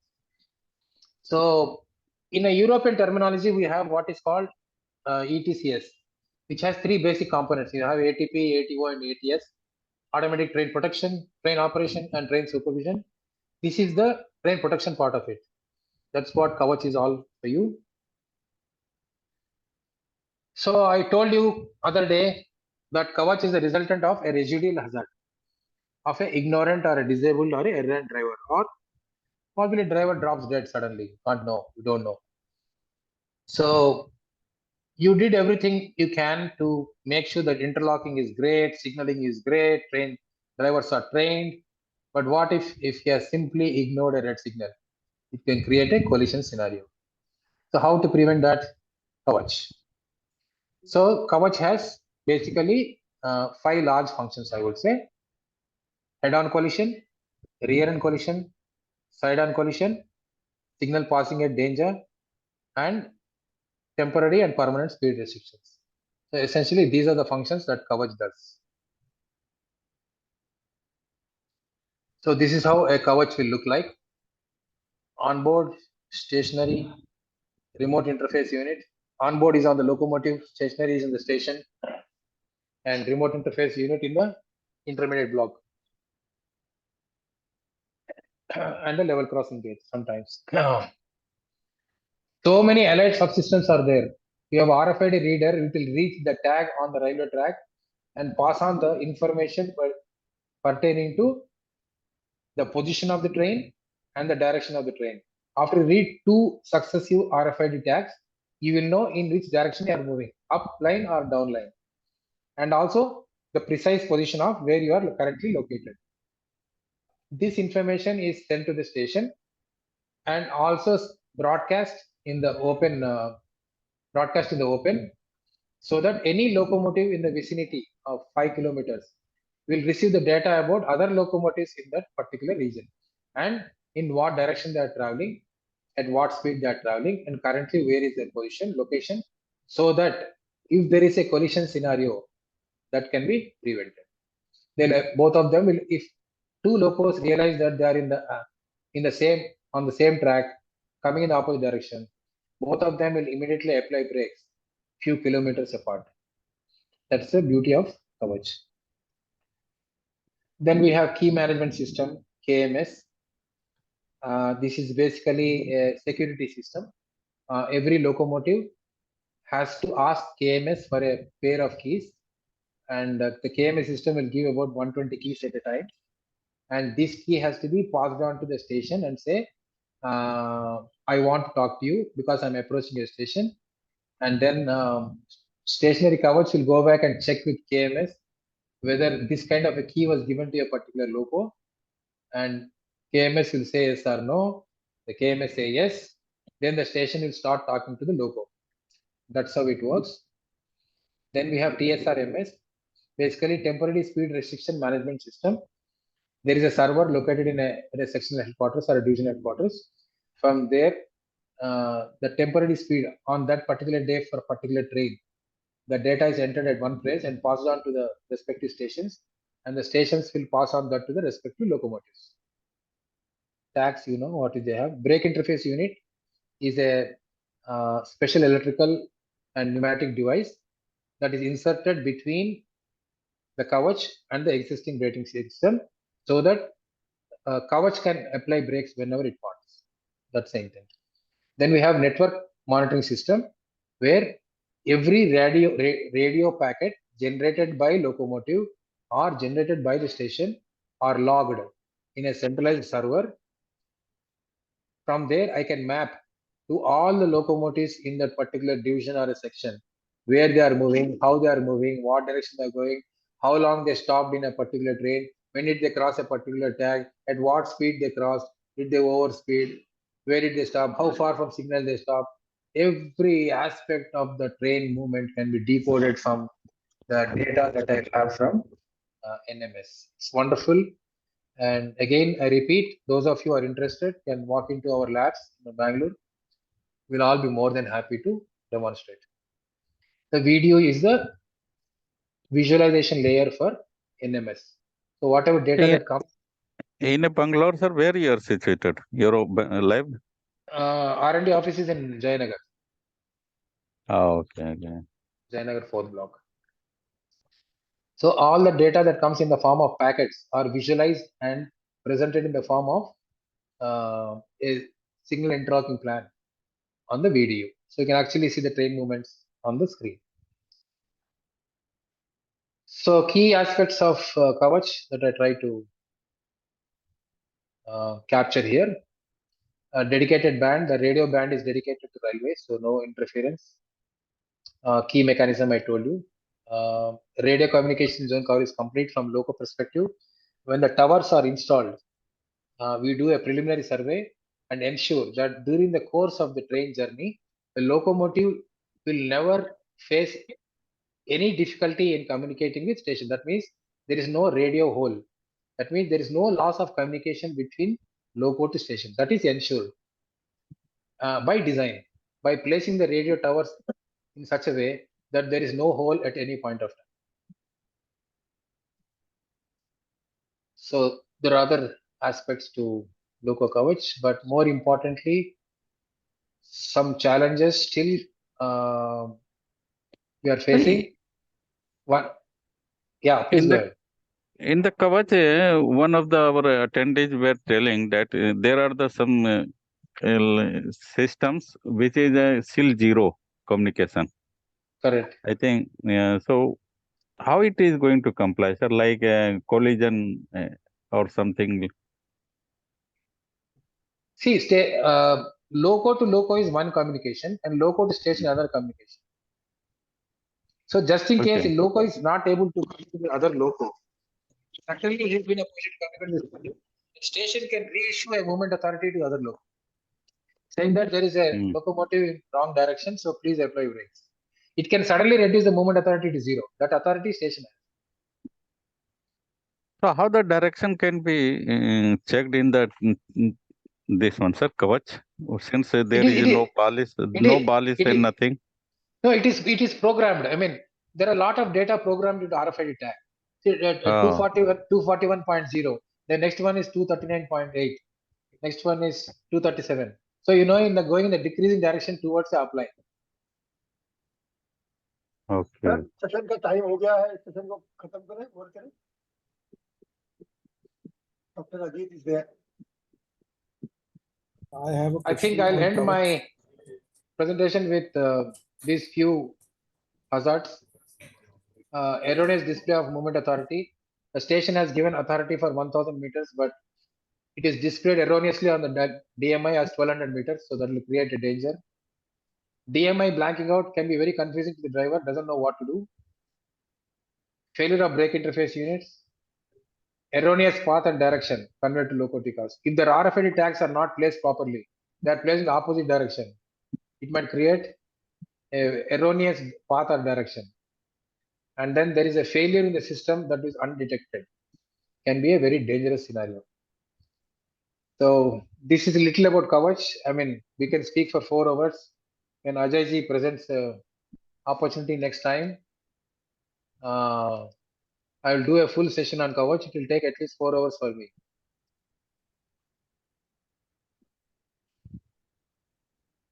Thank you, sir. Thank you so much. Sorry Ajay ji, मैंने trespass कर लिया आपको 25 minute. चलिए कोई बात नहीं, कोई बात नहीं. I hope all of you learned something today. Yes, sir. Yes, sir. Please share some of the safety case format, sir. Sure. Please keep in touch. You have my contacts, and all of you are connected on the WhatsApp anyway, so you can leave a message. I'll respond back. Thanks, sir. Thanks. So the next session is by Dr. Ajit. I welcome Dr. Ajit. Dr. Ajit was taken the first session, so his introduction is not required. And Dr. Ajit has already joined. I welcome Dr. Ajit to start his session. Sir, please.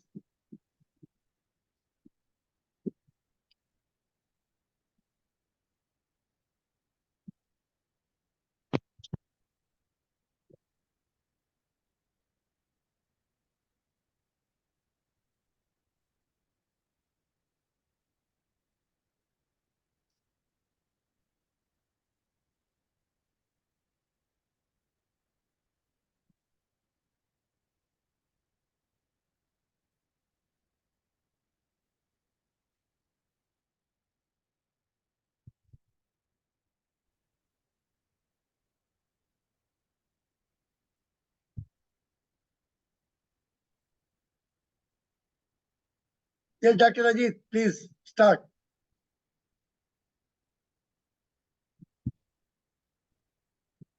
Maybe he's not at his desk.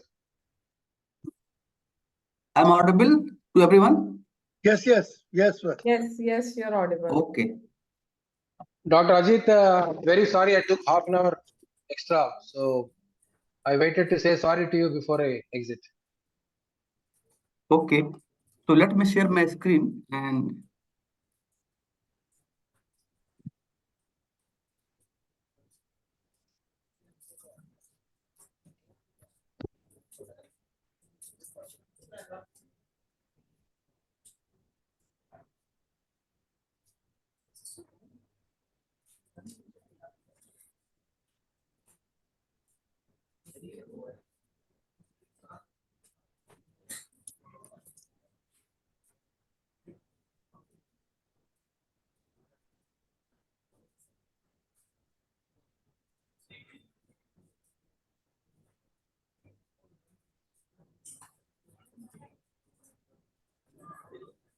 I'm sharing my screen. Please somebody confirm me. Yes, sir. Please. Sir. It is good. Good.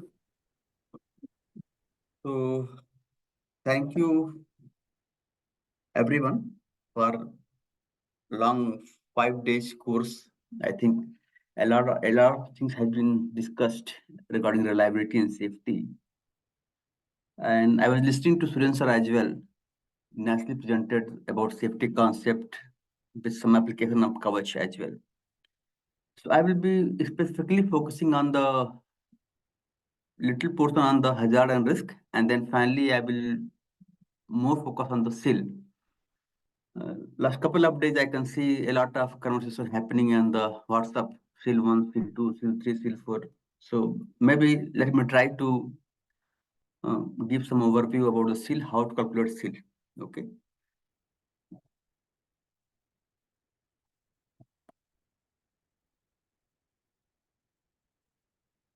So some of the session slides I can run very fast because I think it has been covered, but nevertheless you can stop anytime. Okay. What is safety definition? Okay. How much safety? Let me minimize this screen, is good for me. Okay. So 100% safety, 90% safety. How to quantify safety? We should quantify safety and specify how much safety we need. That is the challenge here. So to quantify safety, the concept has been given to a new concept, SIL. SIL is in simplest way you can understand. It will quantify the level of safety required. As of now, we understand, but down the line we understand more detail. So SIL is to quantify safety. Okay. So how to quantify, how to calculate, and how to assign some values, we will take it with some studies. Maybe I can take some signaling or PSD. I am having some case studies, and I will take some data and show how to calculate the SIL value of any function. Okay. Safety is not absolute. So how to decide the required level of safety entity level? That is the question. So after this session, you understand what is safety, what is the risk, what is the hazard, that has been covered, and how this function is SIL 1 or SIL 2 or SIL 3, SIL 4. This is the takeaway from this. Safety is freedom from accident? No, it is not freedom from accident. Safety is the freedom from unacceptable risk, because how much risk you accept, that is the safety. It depends upon the different applications and different societies and different countries as well. Some risk is acceptable to us or maybe my country. The same risk, maybe it is not acceptable to the other countries. Safety is a matter of how much acceptable risk to you. Okay. So what is the risk? Risk is caused by some hazard. What is hazard? That is the, I think it has been covered earlier. So hazard is situation with a potential of accident, maybe some probability that there may be some hazard. For example, signal cleared or an occupied line may lead to an accident, but doesn't mean it will hazard is there. If signal is cleared, there may be possibility there is no train, but possibility is there. Yes. So risk is a combination of severity and probability that has been covered many times, but just to establish the dialogue session, just I'm touching on this. Risk is a combination of probability and severity. First you identify risk, then you find how much risk is acceptable, and depending upon that, you have to go to assign some THR value and then find SIL. Let us see one by one. So we understand the starting point of the hazard, and then from hazard, what is the probability, what is severity, and what is the risk. So this is the three items: hazard, then severity of consequence, and risk. So just one example here. Hazard is the conflicting signal cleared. Hazard, there may be chances that something go wrong. Possible consequences, what can go wrong? This is very important to understand this point. Hazard is the conflicting signal cleared. This hazard, what the consequence? No consequence. There may possibly no consequence, no train is there. Minor collision and severe collision resulting into the loss of life. So there are all these consequences. The severity or the most severe consequence of hazard is the catastrophic. So when you deal safety, in that case, please note it down immediately. Always consider the most severe consequence. That is the thumb rule of safety study. So possible severity, catastrophic, critical, marginal, significant, all may be happen. But in worst case, what will go wrong? Catastrophic. So for this hazard, severity is the catastrophic. And that is the thumb rule of SIL calculation. First, you have to find what is the severity, worst case, and that you would note it down. Okay. So the same thing I repeated here. Now come to the same freedom from unacceptable risk. Risk is severity and probability.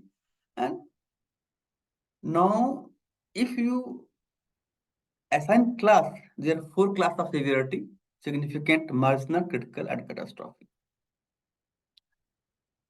Issue involved in safety. How much safety is required? Because safety costs money. Suppose you want to make like Kavach, display unit. So display unit SIL is not required. Why is SIL required? Yeah, suppose some SIL is required, SIL 1 is required. So why you want SIL 4? Because SIL 4 is very costly. So you have to think this kind of thing. SIL is not simply you, as a client, suppose you are a client, you can't demand simply give me SIL 4 because it's a costly process. So first to identify what is the hazard in the situation and what is the maximum severity level, and then accordingly some calculation you do and find this bill comes with this figure, so I need SIL 2. You can't simply, otherwise everybody can give me SIL 4. Everybody can give me SIL 4. Why you need SIL 4? Okay. How to achieve required safety? Then suppose, yeah. One question, sir.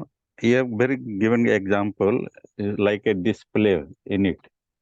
If so, in the display need, if somebody says I want seal 4, someone says I seal 0 is okay. So in the displaying of the informations, how this seal 0 and seal 1 and 2 and 3 and 4 can be affected, and how it will become more costly, sir? Yes. So how first of say how to say this display issue is still how to allocate some value. The first question. Cost is obviously everybody can understand. If still 4 is there, you need multiple channel, more complex process, more hardware, more software, more coding, more ISO certification. Cost is always more. As thumb rule, you understand. Still 1, suppose you $1, so still 2 becomes $2, still 3 becomes $4. It's exponential. That is the understood, and costing I will not focus on. But as of now, you understand. Still 1 is the least cost, and still 2 is the higher, and still 4 the highest cost. But the question is here not cost. Question is how can justify this is still 1, not still 2. Suppose you're a client and I'm the supplier. You can see give me still 4. Then I have to justify still 4 is not required. There's no benefit. Only your money will be wasted. So I'm coming to that. Give me some time. In 5 minutes, you will get it all the information. If not get, then I can ask question. Okay. So how to demonstrate or prove the required safety level has been achieved? So this is a question. How much safety is required? Silvan. How to achieve required safety and how to demonstrate that this has been achieved? This is a question. So there are certain definitions. I will run fast because it has been covered earlier. But again, repeating again, definitely some value will be added here. So hazard is situation with potential accident. Severity, if you identify hazard, comes to severity. Severity means there may be various possible consequences. That's I mentioned earlier. Maybe minor, maybe major. So worst case severity of hazard is considered. Worst case. And this severity can be controlled by using some risk reduction factors, barriers. Okay. And we called it, I will discuss detail later on. This is very important. That's why I make it red here. I think it's new to you. Some of if not earlier. So can be controlled by using risk reduction barriers, EPC, exposure probability, production probability, and some consequences. I will come detail later on. So severity can classify in different ranges, catastrophic to insignificant. So severity attribute is the worst possible. There are 4 categories: catastrophic to insignificant, and there are many barriers by which the severity can be reduced. Okay. Probability, frequency of hazard can be controlled by appropriate design and maintenance. This need to be brought down depending upon the maximum risk that can be tolerated. So how to reduce the probability? And if you multiply these 2 things, it will become risk. So once risk, how to assign risk? Risk combination of severity and probability. So how to determine the acceptable and unacceptable risk? This risk matrix, I think it has been shown earlier many times. Just this risk matrix, this is the frequency.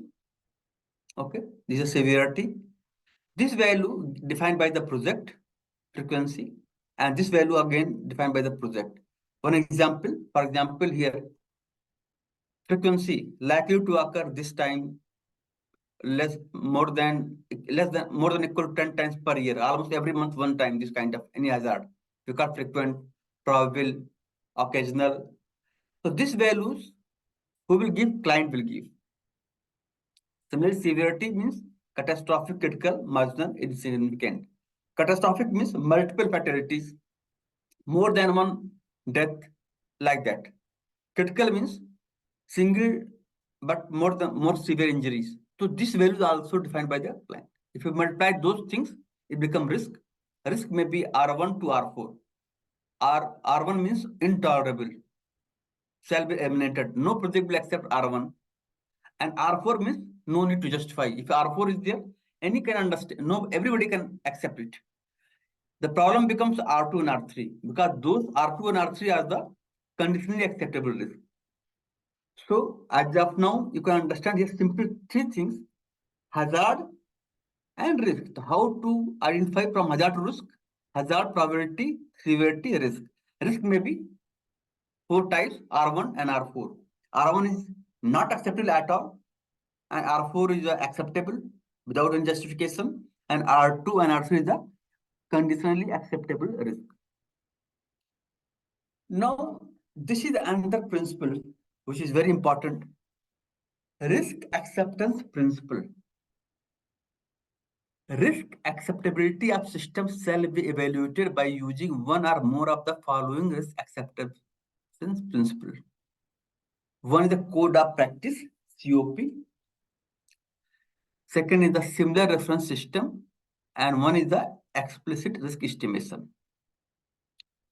Please stop me if anybody has any doubt here. What I want to say here: if you identify any risk, any hazard, let us say you identify any hazard and you come to some conclusion, this hazard, let me put the here some pointer here, I think this will help you.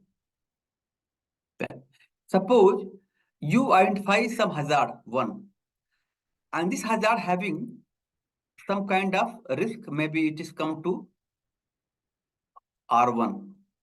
R1 maybe probability is here, you can see probability of this is the, maybe you can say probability is the occasional and severity is critical, R1, suppose. So initial, we can say it's initial, that is the crux here. Initial, that is the initial, correct? Initial risk. Initially you can identify as R1, but again you have to apply certain acceptance principle. This hazard, you have to apply certain code of practice. You can say this hazard is there, but for example, smoke, some hazard is there.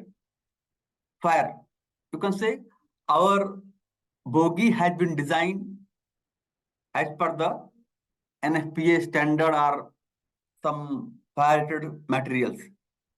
We have used EN 45545 rolling stock. This is code of practice.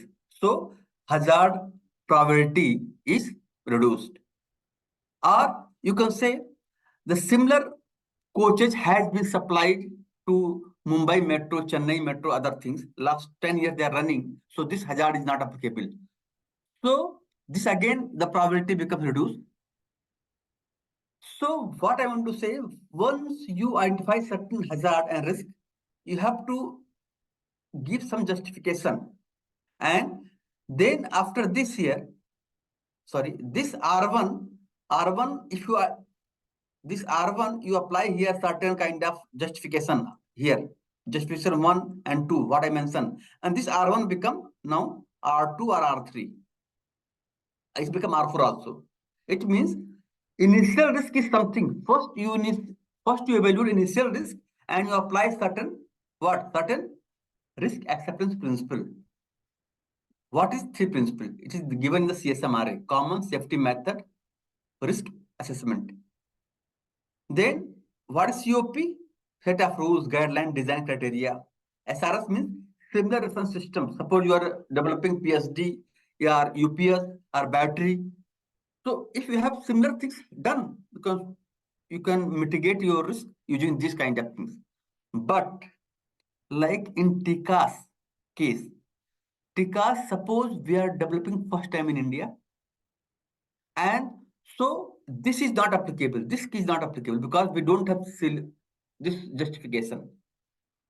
We can use certain code of practice because we have designed TICAS as some standard. So if the hazard is not mitigated by any of these things, you have to apply this ERE, explicit risk estimation. Then what is the probability of hazard versus severity of hazard? This is the exact value. So what sir has shown hazard log, in hazard log template, first you have to identify the initial risk. And then after initial risk, you have to push it up to the, from where? Initial risk is the maybe R1 and R2. And you have to bring down to the R3 and R4 using some kind of, this kind of method. And this ERE is applied when if these two rules cannot be applied, then ERE means quantification. You have to do some kind of probability, some calculation, some simulation, exact calculation. So this is the risk acceptance principle by CSMRA. Okay. What is the risk acceptance principle? Just a minute. What is the acceptable level of risk? See, risk acceptance principle means this one are applied to push the risk from not acceptable region to the acceptable region. From R1 to R2, R3, or from R2 to R3, R4. It means initial risk, apply some this rules and find this one. When hazard and risk are not controlled or covered by COP and SRS. COP means code of practice, SRS means reference system. ERE shall be used. ERE shall be used for evaluation. The risk resulting from this hazard shall be estimated either quantitatively and qualitatively. So what has been, I think FTA has been covered earlier. FTA and these things can be used for this kind of techniques. You have to exactly calculate because we don't have any code. I'm doing first time. I don't have any reference systems. So you have to do some kind of simulation, some study, some engineering calculation and find the risk is this. In case of explicit risk estimation, the acceptability of estimated risk shall be evaluated using one of the following risk acceptance criteria. That is a very, very important. One I told you, risk acceptance principle. You can note that you don't confuse RAP, risk acceptance principle, COP, SRS, ERE. And one is the risk acceptance criteria. This is risk acceptance criteria. Means what is acceptable to me? For example, what is acceptable to you? What is acceptable to your project? For example, DFCC is a project, dedicated freight corridor, and in that case, maximum risk, there is no passenger train. There are no passengers. So risk may be, some risk is acceptable. But in metro and passenger train, same risk cannot be acceptable. So suppose some fire happened in goods train. So although it's not acceptable, but I'm giving one light version. So fire, maybe I can accept in some condition. But in case of passenger train, I can accept. Similarly, in other countries, there are different kind of rules. So you can see risk acceptance criteria means, see, for example, here. See, this risk is acceptable to us, India. You can see very common here. But other countries, it's not possible. It is impossible. So after all, safety is freedom from unacceptable risk. Okay. So we can follow. So since risk and safety acceptance criteria depends upon the socio-economic condition of country as well and maturity. In Indian context, certain risk is very common. Like yesterday I was in Mumbai, the local train, there's no door at all. But in metro, we are telling if door open, what happened? No, it's very risk. You see R1 risk. So when you do safety study, so don't follow what we are covering. You go to situation and find, oh, in this case, this risk is acceptable, and in this case, this is not acceptable. Similarly, country-wise also, there are different things. So there are many risk acceptance criteria. One is LRP. Okay, LRP is the as low as reasonably practicable. It is practiced in UK. Okay, LRP is saying if reducing one risk, taking so many $1 million, we can not justify it. So there may be some cost benefit analysis. So LRP is more on the cost benefit analysis. One is the GAMAB. It is practiced in the France. They are saying the new guided transport system must offer a level of risk globally at least as good as one offered by the equivalent existing system. For example, suppose we have the cover system, and before cost, if we have some collision system, anti-collision systems, if those risks, and after coming to coverage, the coverage safety should be minimum equivalent to that. It means new system will be as good as old system. Additional features will be accepted, but not, we can't compromise. Similarly, MEM is for the minimum endogenous mortality. It is practiced in Germany. They are saying if you are bringing new systems, so new system will not significantly augment and increase the figure of the minimum mortality of individual. For example, we have metro system, and suddenly somebody comes to concept of hyperloop. Hyperloop is definitely a good technology, but after calculating the safety risk and hazard, you can see earlier by metro in a year, our country, let us say 10 death happened. But after hyperloop, it may become maybe 11. So we will not accept. Maybe average death rate or safety is increased. That is the MEM. Similarly, SAFAR. So once you work a project, it is a project duty, a project director duty, a client duty to specify what the risk acceptance criteria followed by my project. In India, we are following LR.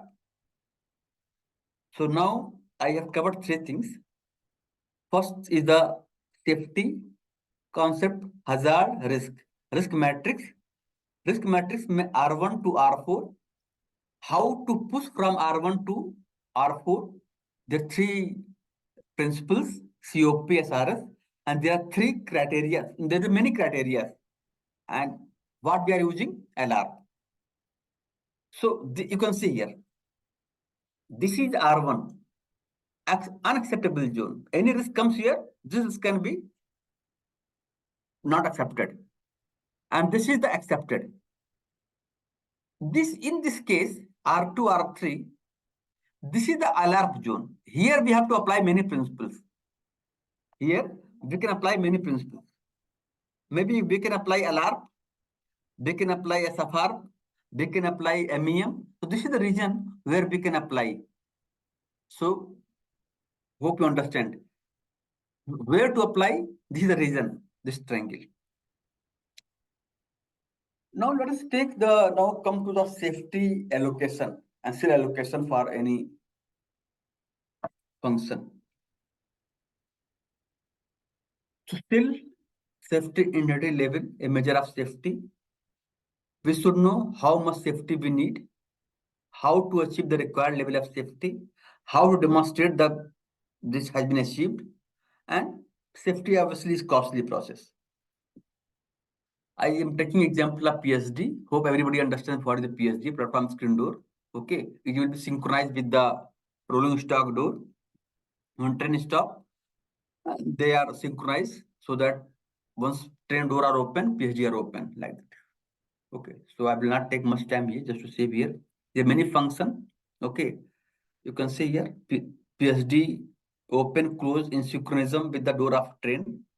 An emergency panel is provided on the platform. In case of any stuck, they can open through key. PSD can be opened manually from platform via service key and from train side using manual device or maybe driver also some provision is a driver can also release. Okay, that's all. So how this is a seal allocation process. Okay. Yeah. I have simplified the whole process in the simplest way. Okay. The first, identify the safety function of the system under consideration. Any system you can think. Maybe you can take, I am taking PSD, you can take signaling or rolling stock, anything. So identify safety function. So first you find safety function, I make a red. After safety function, then identify the hazard. If this function fail, what is the hazard of this safety function? Identify the hazard if the function will not work. So if hazard you identify, as soon as you find hazard, and find the hazard. So what is the hazard? Severity. And what is the probability? You have to find it. To determine the severity, worst case of the consequence of this hazard. What is severity of worst case? Okay. So once you identify the worst case severity, suppose I can say here, you can see here 1, 2, 3, 4. Suppose worst case is it is the critical. Suppose. So determine the permitted probability of occurrence of this kind of hazard using the standard mod safe and IC 60508. Some standard has given some allowed probability of this kind of hazard. Suppose in case of fire inside train, this severe hazard. This kind of incidents, the maximum permitted probability is the 10 to the power 9. They have given in the standard. So once you identify the severity, you have to refer the standard mod safe and find what is the permitted probability of occurrence of this hazard. So from severity, you can find the probability also, permitted probability. Okay, so you don't have to calculate. You have to find only severity, and standard will give you what is the allowed probability of this kind of hazard. So consider this value as the initial maximum tolerable probability depending on the severity of consequence. Again, I repeat. Consider this value as the initial maximum tolerable probability depending upon the severity of consequence. And let us call this is the initial THR. We should call it initial THR, initial tolerable hazard rate. So first you find the HASI, again repeating, safety function, from safety function to hazard, and hazard to severity, from severity to probability of permitted probability. So once you find this, then next step is the identify the risk reduction factor to reduce the initial risk. So now we find the initial risk here. Initial risk, what I discussed earlier, initial risk, that is THRI. Now, earlier what we are doing, in earlier cases, we are using COP, code of practice and all these things. No. For C allocation, we have to use EPC. We call it the risk reduction factor. Risk reduction factor here, RRF.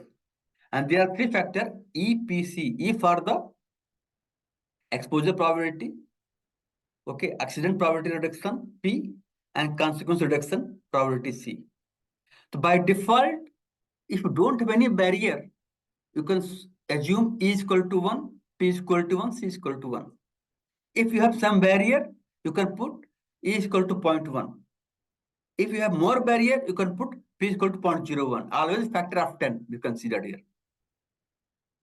So now calculate the THR, final THR, residual risk. Residual risk means initial THR, this value, divided by EPC value. And then use SIL table. SIL table is already given by EN 50129 and some standard, and find the value of SIL. Repeat the same thing for every safety function. Let us take one example here. See here, severity, any severity you identify, then you find E value, then find the C value, then P value, and find this. So this is the SIL table. Okay, let us take one by one. SIL allocation is case study. One example I'm taking. Example is safety function. Same thing you can see here. I have put the six steps, 7 steps. All steps I have given one by one. Okay. Identify the safety function. Safety function, synchronized opening and closing of PSD. One function. Is one function. Synchronized opening and closing. Okay. Let us take one function only, opening one. Let us take opening only. Okay. To identify the hazard of this function. What function? Unintended opening of PSD without arrival of train. Okay. Unintended opening of PSD without arrival of train. What happened? Train is not there, PSD is open. Determine the severity. Passenger may fall down on the track, maybe get hit by the train, serious injury, or multiple injury. This possibility is there. If they're more crowded and PSD is open, there may be possibility somebody will fall down. So, but if worst case, there will be multiple people fall down. So, for this case, we have to take some severity. I can think here. It may be not catastrophic, but it is critical. Catastrophic means many, large number of people. It's critical. For critical, determine the permitted probability of occurrence for this kind of hazard using standard. Consider this value as initial THR, same thing. So for this critical, it belongs to 10 power minus 8. Okay. In this scenario, it belongs to 10 power 8. Next, identify the risk reduction factor to reduce the risk, initial risk. There may be EPC. What is E? E is the exposure probability of the hazard. Shall be used to describe whether the persons are involved in a regular occurring hazard situation or not. The risk reduction measures P and C using the idea of barriers reducing either the accident frequency or severity of hazard classification. So these barriers can be understood as a means or reasons to reduce the risk. If risk reducing barrier can be assumed, the value how efficient barrier act to reduce the risk is not considered. If the barrier can be considered, it is estimated the factor of 1 into 10, like the 1.01, 0.01. So in this case, if door is open, in this case, very few passengers who are close to door will get affected. It's not like that if door open, everybody will jump on the track. Only the person who are very close to the door, they can get affected. Also, passengers should follow the signage and take precaution. There is always signage. People should stand behind the yellow line. So, if door is open, it is not continuous. It is a probability becomes the E like this way. E is equal to 0.01. Protection against falling nil. If somebody will fall, we can't do anything. It fall. Okay. It's not like that. If somebody is there, automatically some fence will come. No. So it is a nil. P is equal to 1. Not possible to reduce severity. If somebody will fall, it's not like that there may be some cushion. No. Its consequence will be the same. 1. So EPC, if you multiply EPC, E into P into C, the value become 0.01. See here. Calculate the final THR. So THRI means 10 power 8, or here you can see here. This one THRI and into EPC. This EPC, it become 0.7. And if you go to the table EN5019, this table belongs to this way. So you can see this value. This value belongs to this. I think it's typo error, I think. No, okay, correct. Not typo error. Correct. It is there. It should be SIL 2. It is SIL 2. Range to SIL 2. Okay. So summary means first you find function, hazard, consequence, initial THR, risk reduction factor, final THR, and table. This is given by standard, and this is also given by the standard. Let us take the same function. Function is the synchronized opening, closing of the PSD. There are 4 functions. 4 function means 4 hazard. Hazard means screen door failed to open on receipt of command. Suppose train entered, and after giving the command, PSD is not opening. train door open, but PSG is not opened. What happened? There is some problem. Or unintended opening of the door without arrival of train, just discussed. Or intended opening of the door under moving train. Okay, maybe PSD open and train is moving. This is also not accepted. Or unintended closing of the door. Okay, people are boarding the train and door becomes closed without any demand. So you can see here from this function, there are 4 possible hazards. From this function, we have 4 possible hazards. Yes or no? So function 1, the same function hazard 1.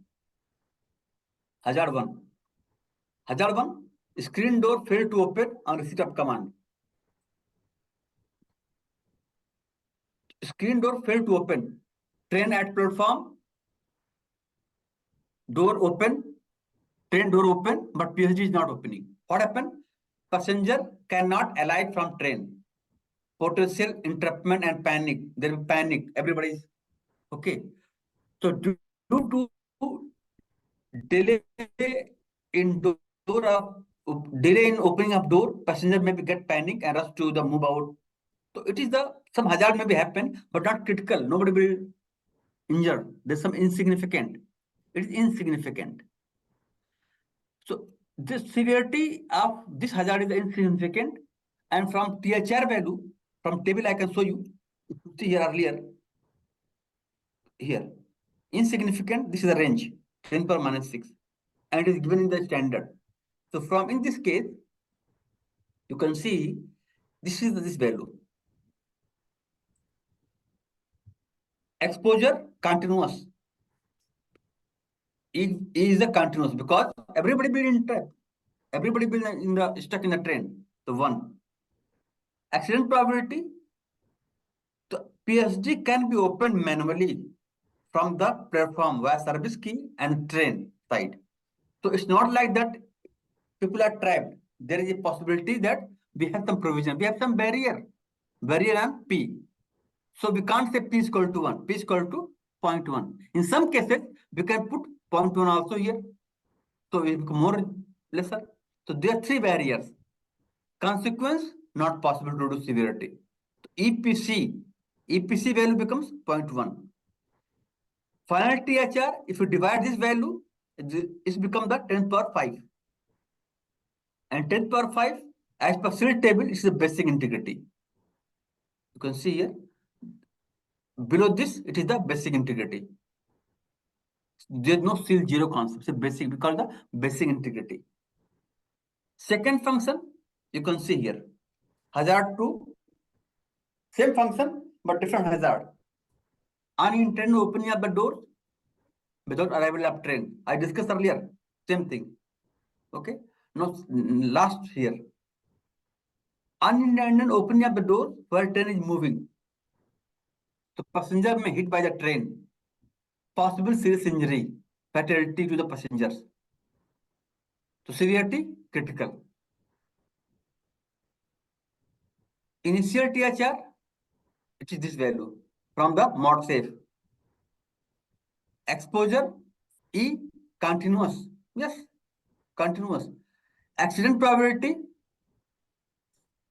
we can some mitigation here. Door close and lock is a vital signal given to the station interlocking. Train is not allowed to move without this signal. I think you know it. So in this case, which is not possible, there is some barrier is there. 0.1. This consequence, suppose if it fails, consequence is always 1. So if you multiply, it becomes 1, and it becomes this, and it becomes still 2. Some cases, there are multiple barriers. Here also, it's become more lower. So how you apply the risk reduction factor, that is the design and through other method. Okay.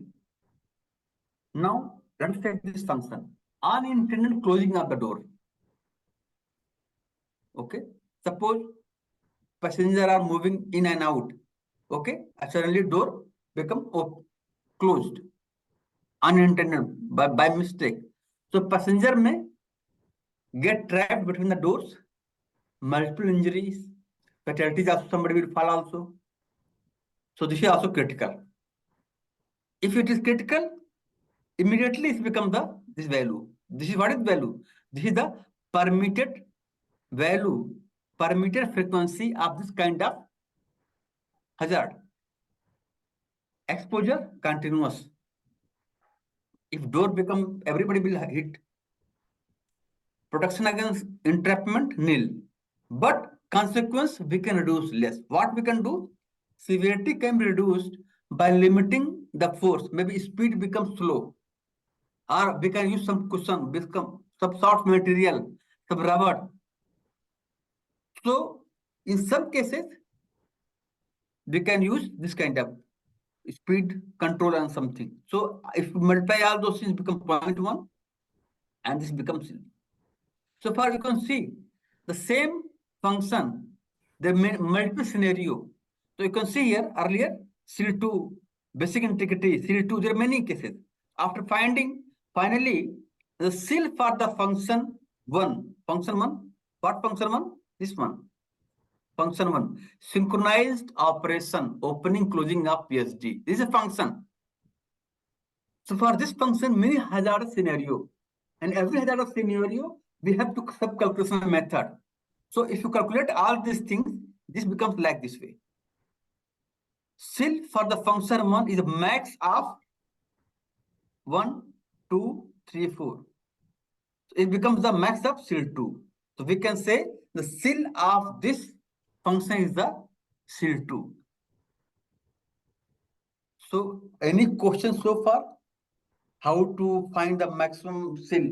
CL is always maximum for the every scenario.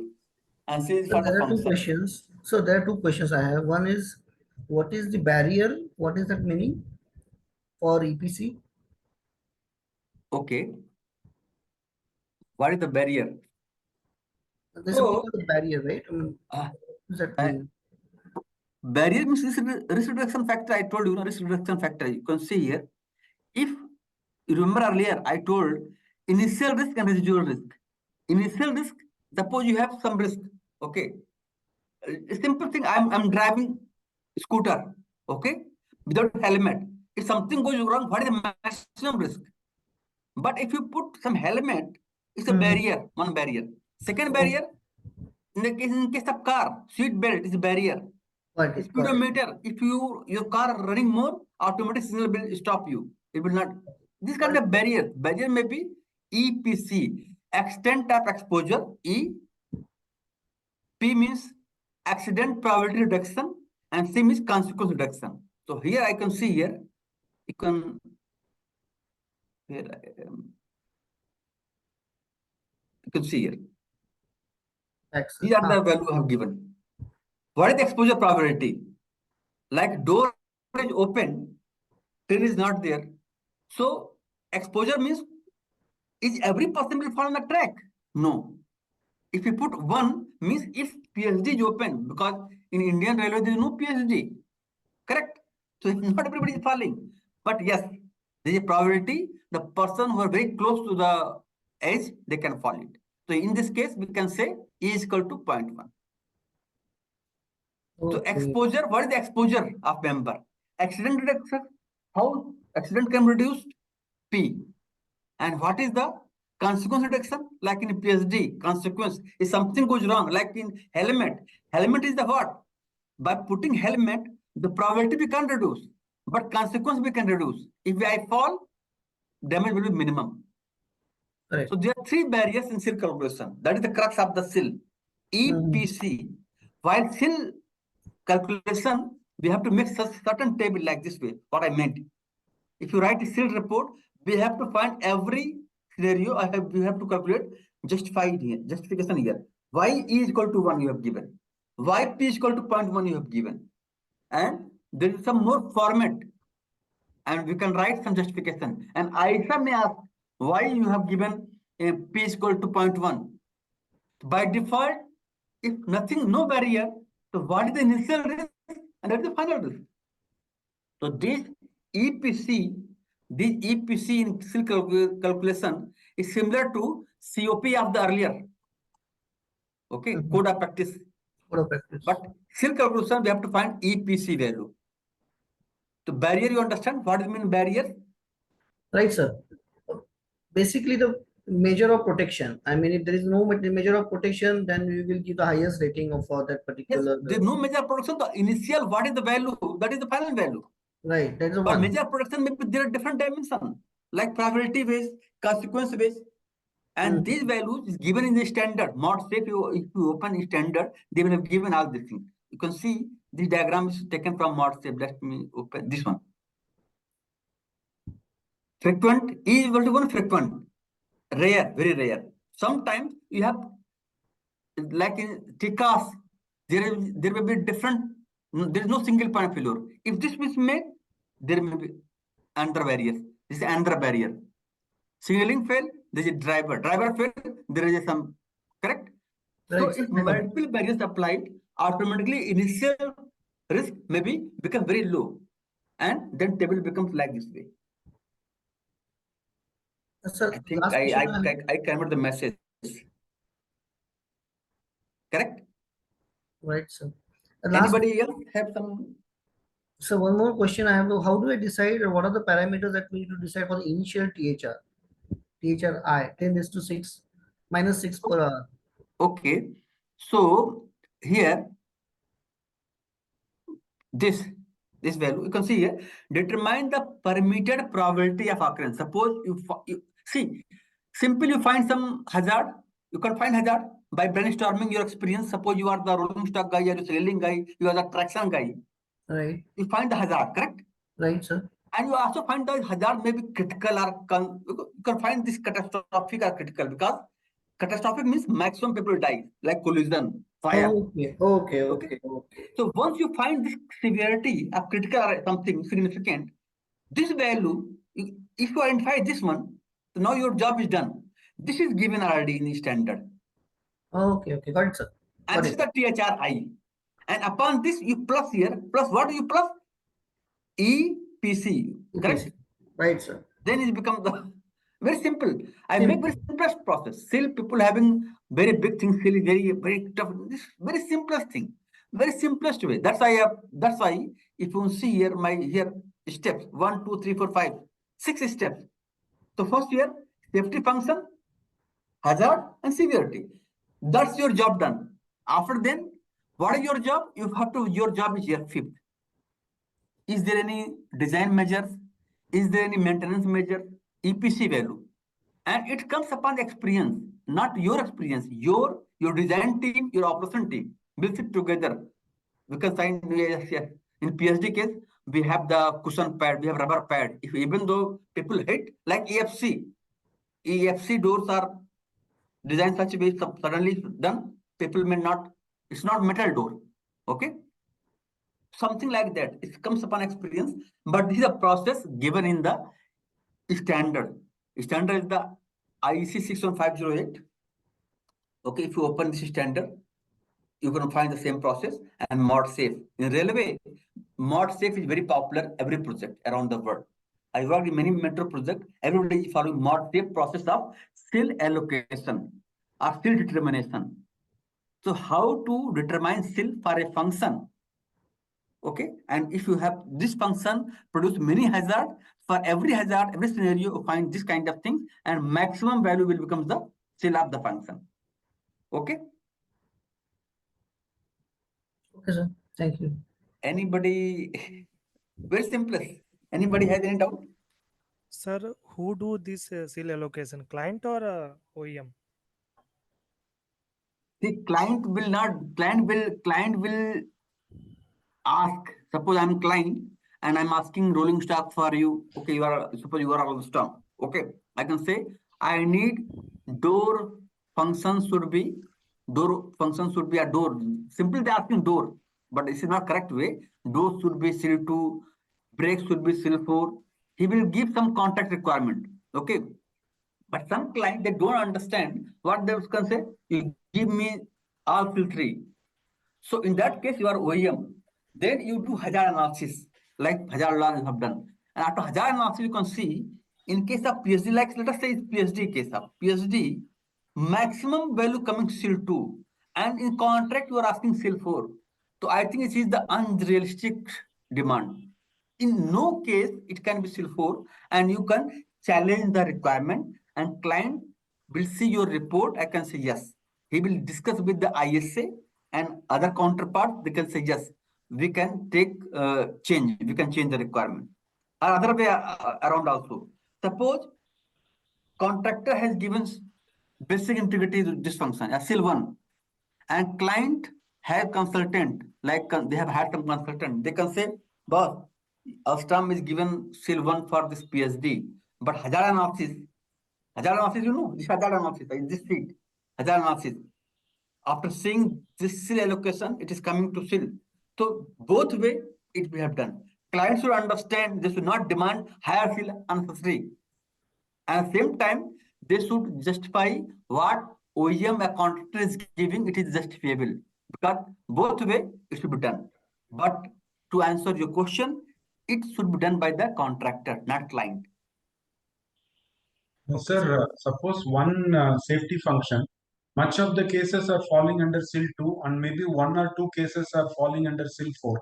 In that case, we should consider it as a SIL 2 system, or as at least one is falling under SIL 4, so we should go for a SIL 4. SIL 4, no doubt at all. See, if I see here, SIL 4. Okay. Max of SIL. This is a rule. This is not my, you see, it's not my experience. It is given in the standard. Max of this. Okay. Okay, sir. So I just make the process very simple. I will share this slide to you. Okay. And what you can do, similar table you can generate for your system. Suppose you are the TCAS, you are doing some function. You take only one function and put this value. After putting 1 2 table, it's very smooth, and you can generate the SIL determination report for your, your system. So SIL is for the function, and so for SIL, the first step is to hazard analysis. Without hazard analysis, and you can't do SIL, correct? Because hazard analysis, you have to find hazard, and you have to find the severity. So hazard log and PHA report is the first. SIL comes later on. Okay. So sorry, before my lecture, I was listening to Surendra Nathji. He has given some SIL documentation. The SIL documentation, there is some order. Okay. Like you have to first mention safety plan. After safety plan, you have to do hazard analysis and hazard log. Then come to SIL. Because without hazard analysis, SIL cannot be done. Okay. Once you've done SIL analysis and its requirement becomes SIL 2, then this SIL 2 and other things, ISA will come and give you SIL certificate. So as a contractor, you can simply allocate the function SIL 2, and you have to design this function, synchronous opening and closing, is a SIL 2 function. And for client will see, okay, SIL 2, okay. Calculation, what you have to do, suppose I'm Alstom, I can say my PSD is SIL 2. I have given one report. But client may say, okay, your calculation is SIL 2. Okay, I agree. But I don't believe how to demonstrate. At least you demonstrate by your document, and also you have to give SIL certificate. So there is another layer. One third person, may Bureau Veritas, Italifer, TUV. There are many companies independent from the contractor. They will come and they will audit your process, how you have designed. Because designing a SIL 2 function, there are many techniques, hardware, software. And after doing audit, they will give one-page document. This function is SIL 2 certificate. So once you write a safety case, Surendraji mentioned, in safety case, you have to give these things, your calculation and plus your this way. Got it? So this is the SIL certification. The SIL certification is different. SIL certification is not SIL calculation. SIL calculation is hazard analysis done by the contractor. SIL certification is done by the ISA. ISA will not do SIL certificate unless you have done SIL calculation. So SIL calculation and SIL certification all together will put in the safety case, and then client accept. Any doubts so far? But audience are missed. Somebody are experienced, they understand.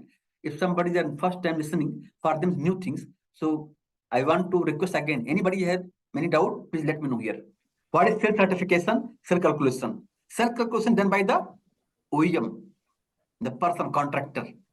Cell certification done by the OEM cannot do cell certification. Like doctor. Like doctor, who will give certificate for cell? ISA.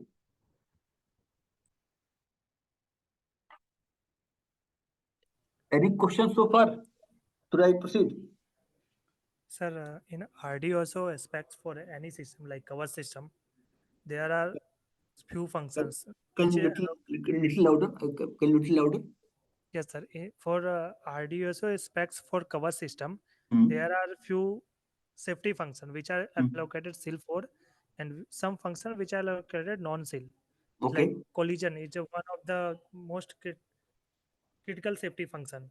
Hmm. It is allocated seal 0. So means it cannot be proved to seal 4. That's why it is allocated seal 0. Yeah, or non-seal. Does it mean?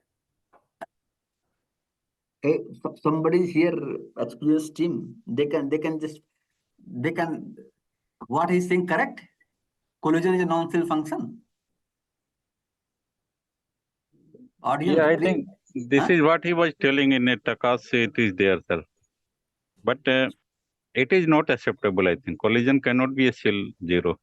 And that's enough. Now you understand here. Anything consequence. If we see here, any function consequence. In case of collision, consequence may be what? You can see. What is consequence?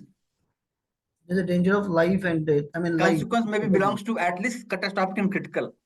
Okay. Yes, sir. Even they Catastrophic. become marginal also, maybe marginal.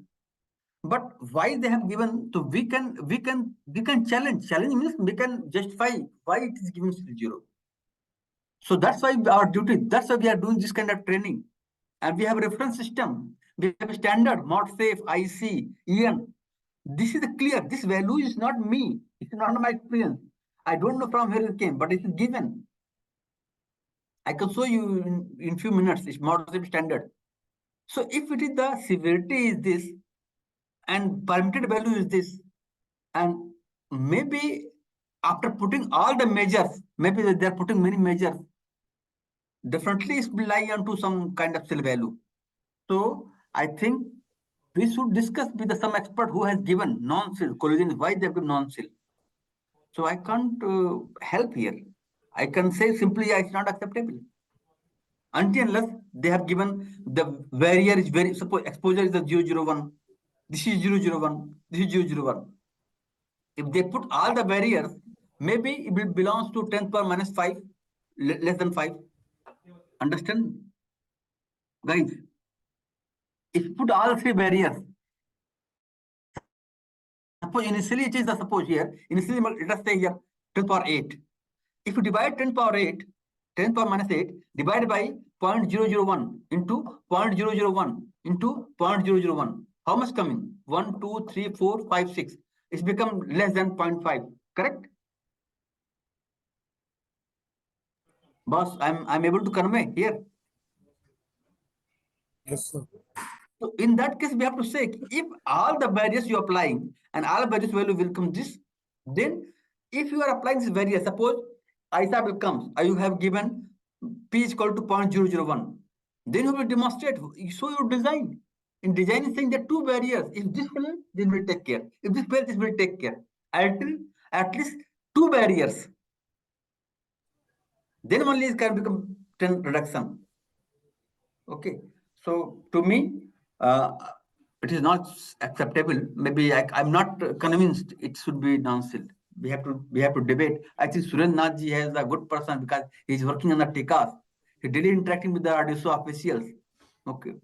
So maybe like this, Surendra ji and other senior person, they can go and ask.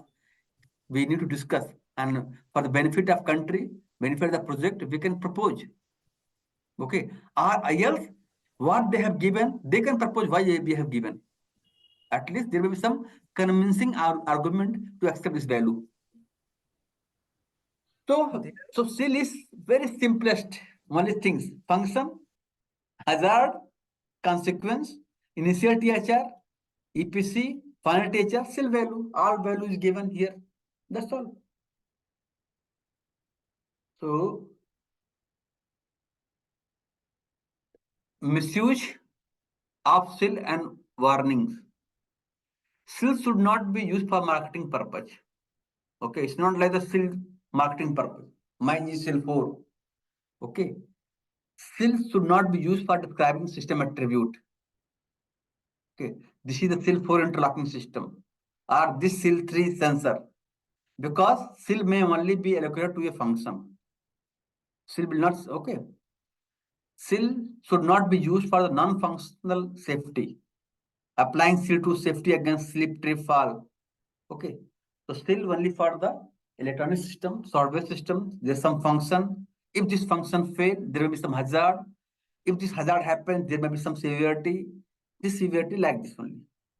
So please very clear, and I request everyone to make at least one table from this slide. After this session, I will share the slide. One table, one function for their system they use. Because I have limited time, so I can't make the rolling stock, track, sorry, not track, signaling. So for PSG, I have given one cases. I have many, like MEP function, fire sensor functions. I have many. So you can do your own and you can post in the WhatsApp group, and I think we can verify and see it is right calculation. Okay. So safety is a freedom from unacceptable risk. Limit of acceptable risk decided by the society condition. You know, how to acceptable. It is LR, it is a project. So this acceptable means in our country, it is the LR we are following. Risk of system is a key factor in determining the safety level. So risk is the safety level. Risk means severity of a consequence of hazard, probability of occurrence. Higher the severity, bring down the probability to lower level. Finally, hazard, probability, or THR determines the seal. So THR, you understand? Hazard probability of this severity determines the seal. So THR means the tolerable hazard rate. The function whose failure result into severe consequence have higher seal. So we have discussed the determination of seal for different function of platforms can do. Finally, some tips. Seal is for function, not for systems. Seal should not be used for describe the systems like EI is seal 4, Kavach is seal 4, like not. Kavach, some functions are seal 4. Okay. So if you have any doubts, let me know, and any discussion, I'm open here because hazard risk has been covered earlier. So I don't want to spend much time. In seal calculation, can you do seal for your system, your function? Yes, sir, we can do. I will share this sheet to you within few minutes. Okay. Sir, one question. Yes. Sir, there is THR for each hazard, but one term is TFFR. So what is the difference between that? Tolerable functional failure rate. So sir, okay. TFFR also used for seal allocation. Yes, correct. You are. TFFR for the functional point of view. THR is the overall point of view, system point of view. THR. So THR becomes the, for example, here, let me say here, in this case, this is the, this value is the, we can say TFFR for every function. Okay. And overall, completing all those things, THR is the SIL2. As a system level point of view, final function, the THR. So TFFR is a more lower level, function level. Okay, for each function, for we can specify TFFR. Yes. But for whole, 4 is the whole. Hazard is what? THR. Correct? Total hazard rate of this function. Got it? So THR is what? THR is the, let me see here. Very good question you ask here. So THR of synchronized operational of PSD THR. But for every hazard scenario, it's a TFFR. It's a TFFR value. This is the TFFR value of every function. Okay. So THR is the system wise, the bigger.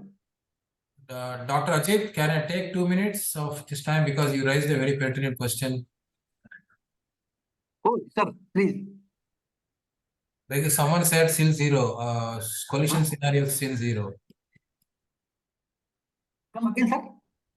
You are talking about collision scenarios being SIL 0.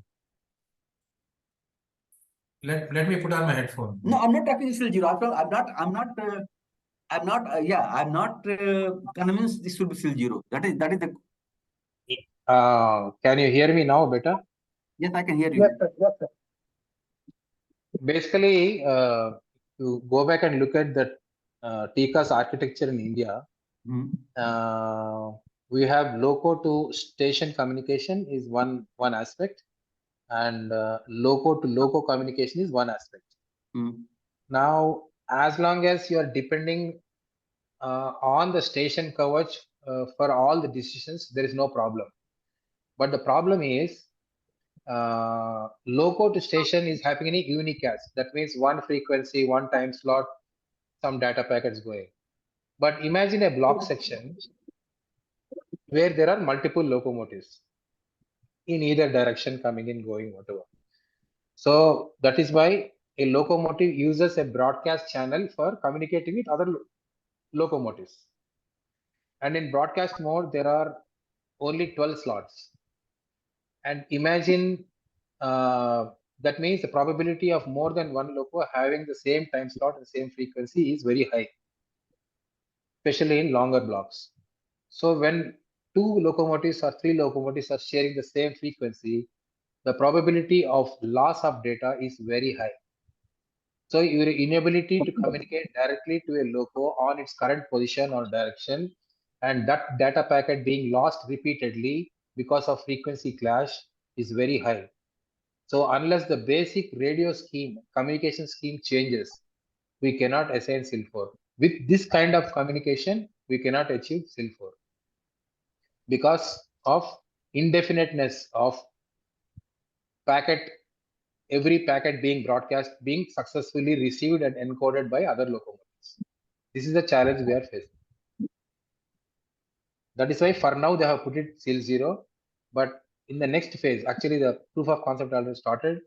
Now we are slowly migrating to LTE network. In LTE network, we have much more frequency available, so we can play around with the frequencies. And in stage 2, today is version 4.4. In 5.0 of coverage, definitely all collision scenarios will be made SIL 4. That much I can tell you. I have already discussed this with the railway board over the past few months with my interactions, and everybody is in agreement. It's only a question of enhancing our communication capabilities using LTE. Once LTE is done, I'm very sure all of them will become SIL 4. Sorry, Dr. Ajit, I thought you raised this question. I thought I must answer. No, sir. That's why I mentioned that what we have covered earlier. Same thing I was adding. Now, next level, how to allocate SIL. So already things hazard risk many times discussed. Every time we listening you, every time having good information. So just I'm mapping through line along with your information and my SIL calculation. Thank you so much, Dr. Ajit. Thank you so much. Sorry to bother you. No, nothing bothering, sir. Always pleasure. Pleasure always here listening you, sir. So, guys, tell me any questions. So, others. Does it mean, sir, because of design constraints of the TCAS, it cannot be allocated to SIL 4 collision? I would say a constraint on the communication network that we have. That is a constraint. Yeah, due to communication network constraint, we cannot allocate collision as a SIL 4. Correct. Yeah. Okay. The first time we are doing a indigenous attempt, so but give it some time, and over time we'll definitely become very strong indigenously, and make sure our networks are robust enough to handle all types of communication between the locos and between the stations and locos. Sir, so this scenario come in block section. So does correct, only in block section. Only in block section. Yeah. Okay, sir. So does we allocate collision as a SIL 4 in the station section? Station sections, there is no problem. Even if they say SIL 4 today, we are all ready. The problem only is with the block section. Okay, sir. Especially with automatic block sections on both the routes. Imagine a long section of 10 kilometers on either side, 20 kilometers. That means potentially 20 locomotives are exchanging. And we have only 12 time slots meant for them. That is the problem. Okay, sir. Understood. Okay. Thank you, sir. Tomorrow there is a question answer session. If you want to come up with new questions, please come back tomorrow. Okay, sir. Definitely. Okay. Yeah. Sorry, Ajit, you can carry on. No, we are always finish this cell question how to do it, and there may be another things. If you identify any function, just in my case right now we have given. Can you see my screen? No, sir, no. No, sir. We can see you, but not your screen. So now I think you can see, correct? Yes, yes. Now it is visible. Okay, so like here function is here, like in this case, there is one function, and one function belongs to many hazard. Okay. So crux is here, one function and hazard. So how to, there is mapping from one function may lead to many hazard, or one hazard may be because of many function. Yes or no? Yes, sir. Correct. So this is also a very important thing. Sometimes we have to do both way analysis. So I have taken simplest way, one function, and if this function fails, there may be multiple scenario of hazard. So while doing cell calculation or cell allocation, we have to take it very seriously. The mapping between the hazard and function. Okay. So if anybody wants to know more about the cell, other systems, I can share you. But for cell point of view, I think this is the slide. Okay. And I think that's all from my side. Okay. So you can see this slide. You can see? Yes, sir. Yes, sir. Okay. So here, a relationship between hazard and function failure. Hazard and function failure may have many to many mapping. It means one function may cause many hazard. At the same time, one hazard may be caused by many functions. So you can see here, in this case, TFFR is a portion from the hazard rate. So door control function of the controller, function one failure. Function of the door, function two failure. And this may create to the spurious opening of the doors, one hazard. While other case, you can see synchronous opening of the door of PSD, functional failure. Hazard may be what I discussed. So in this case, how to apportion, we have to do both ways. Okay. So this is a case study I have discussed, and this I have already discussed. This is a very good concept. You should know what is this acceptance criteria and what is this acceptance principle. Okay. What is CSMRA? CSMRA, you can find, Google will find CSMRA. What is CSMRA? Every hazard analysis, we have to use CSMRA. Hazard log, what you are doing, you must use the CSMRA method to mitigate the hazards using some kind of code of practice and all these things. So that's all from my side. Sir, are you here? Yes, I'm very much here. Okay. Oh, Ajay ji, sorry. No, sir, आपको ही बोल रहे हैं. अगर आप add करना चाहो तो बता दीजिए. बाकी तो I think I finished the. Can you go to that slide where you said one hazard, multiple failures, and multiple hazards, one failure? This is I discussed here. One function. Yeah. If function failed, there are many hazards.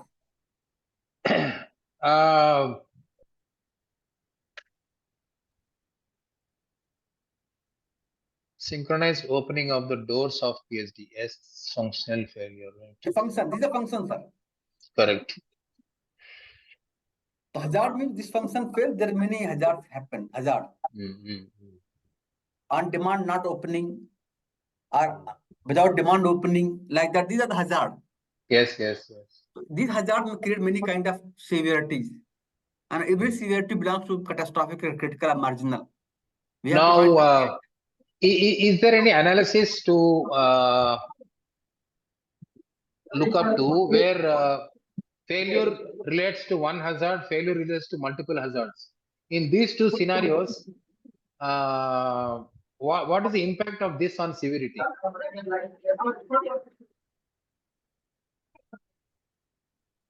Somebody talking? Dr. Ajit. Yes, yes. I asked a question. Between two scenarios where one failure leads to one hazard against one failure leading to multiple hazards, what is the respective or relative impact on severity? So severities or hazard, severities are qualitative analysis. Correct? Suppose here, failure to open or failure to close, there are two things. Failure to open and demand. Okay. So again, see, severity is a qualitative. And we can find the scenario. If train is running or train is static. So severity is a different, independent. Severity doesn't relate here.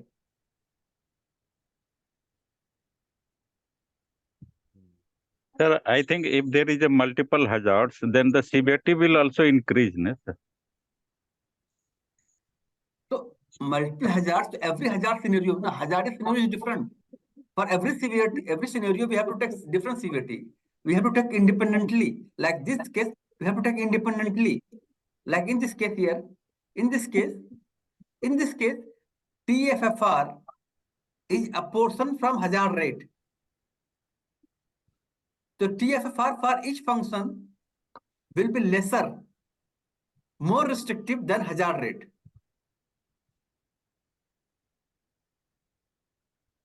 Okay.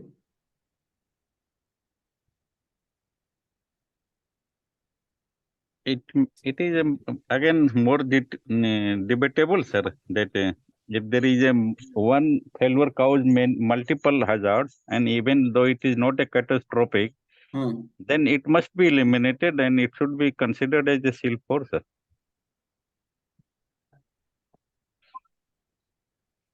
If you take the case of point machine, and maybe detection fail or cause the multiple problems, and that may not be catastrophic, but then if you combining all these hazards can or should be considered as a, I think, catastrophic level. Suppose one train fails and then another collided, then third one is again routed in same route, and then that also is going to include. And so, of course, this example is a catastrophic, but I will search for a smaller example, and combination of together will definitely should be considered as a catastrophic, sir, even though each one is not severe.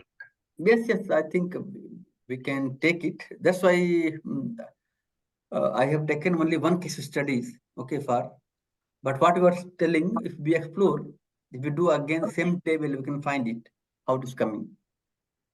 So just to convey you, this is the two way to serial allocation. One way this way also, one way this way also. Okay. Yeah, so, that's correct, sir, what you say. Okay. So I think at this session, now serial allocation determination will not have become complex things for you. It's a very simplest way. Okay, I spent 1.5 hours to just make the very simplest process, only 6-step process. And if you remember these things simply, this step, I think it's easy for you. So it is now not new thing for you. You can easily calculate, still for any function, right? Dr. Ajit, can I make a small suggestion to you? Yes, sir, please. I'm your student, but I'm making a suggestion. Sir, please tell me, sir. Please, thank you so much. Tell me. ऐसा करते हैं, next time specifically applying these principles to something like Kavach, possibly will add a lot of value to. So, sir, see, what you can do, you are Kavach master, give me your function, okay, and hazard, yeah. I will do it.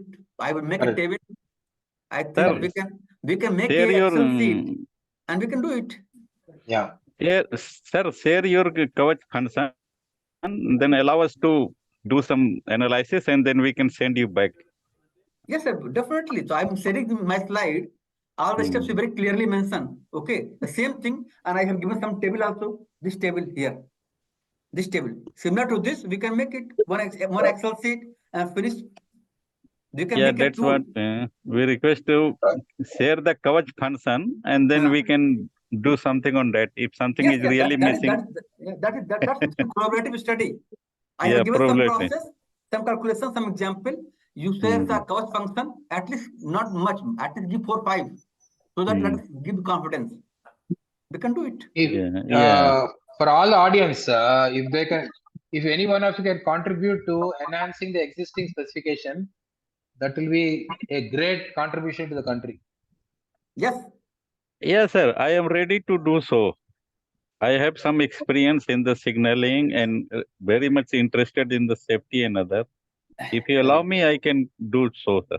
Wonderful. Very good. Now all of us are connected on this WhatsApp group, so feel free to exchange. I will also provoke you with a lot of questions, so you can can go a little more deep. Definitely, sir. Normally I will listen love many to do so. Still session I listened earlier many, so I understand the complexity. So I make it so simplest. For still it is nothing for you. You can easily do self-finance system. That's why I make this kind of steps and process.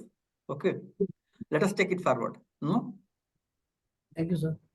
Or Ajay, concluding remarks. Sir, concluding remarks are from your side, sir. I have done. Please.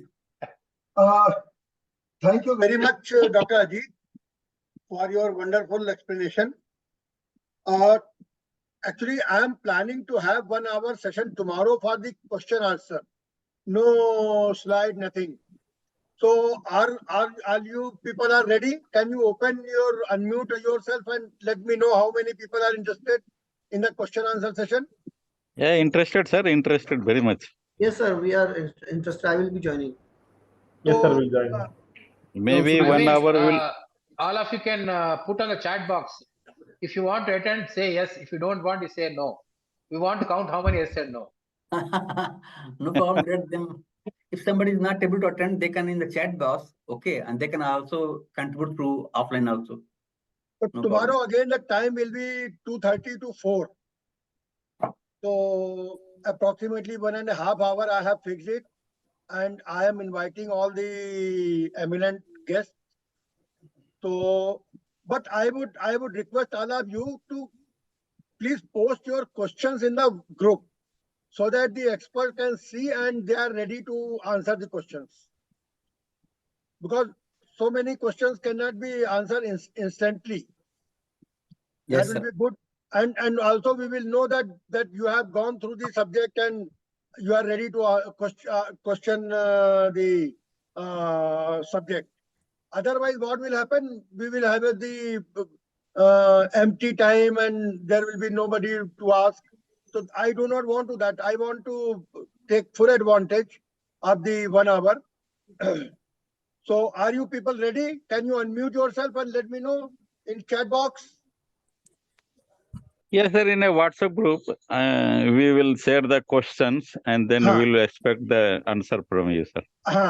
Please post your questions.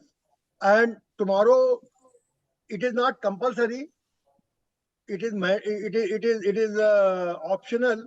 But I am inviting to all those enthusiasts who are really interested and really want to discuss. So, with this, can we finish this today's session? Yes. So, Dr. Ajit, thank you very much for your time. Thank you, sir. And let's see how many questions are posted in the group, and accordingly you can answer those questions tomorrow if you have free time. Okay. Right, bye, everyone. Bye, everyone. Right, sir. Thank you. Thank you very much. Everyone. Thank you very much. Bye. Thank you very much. Bye.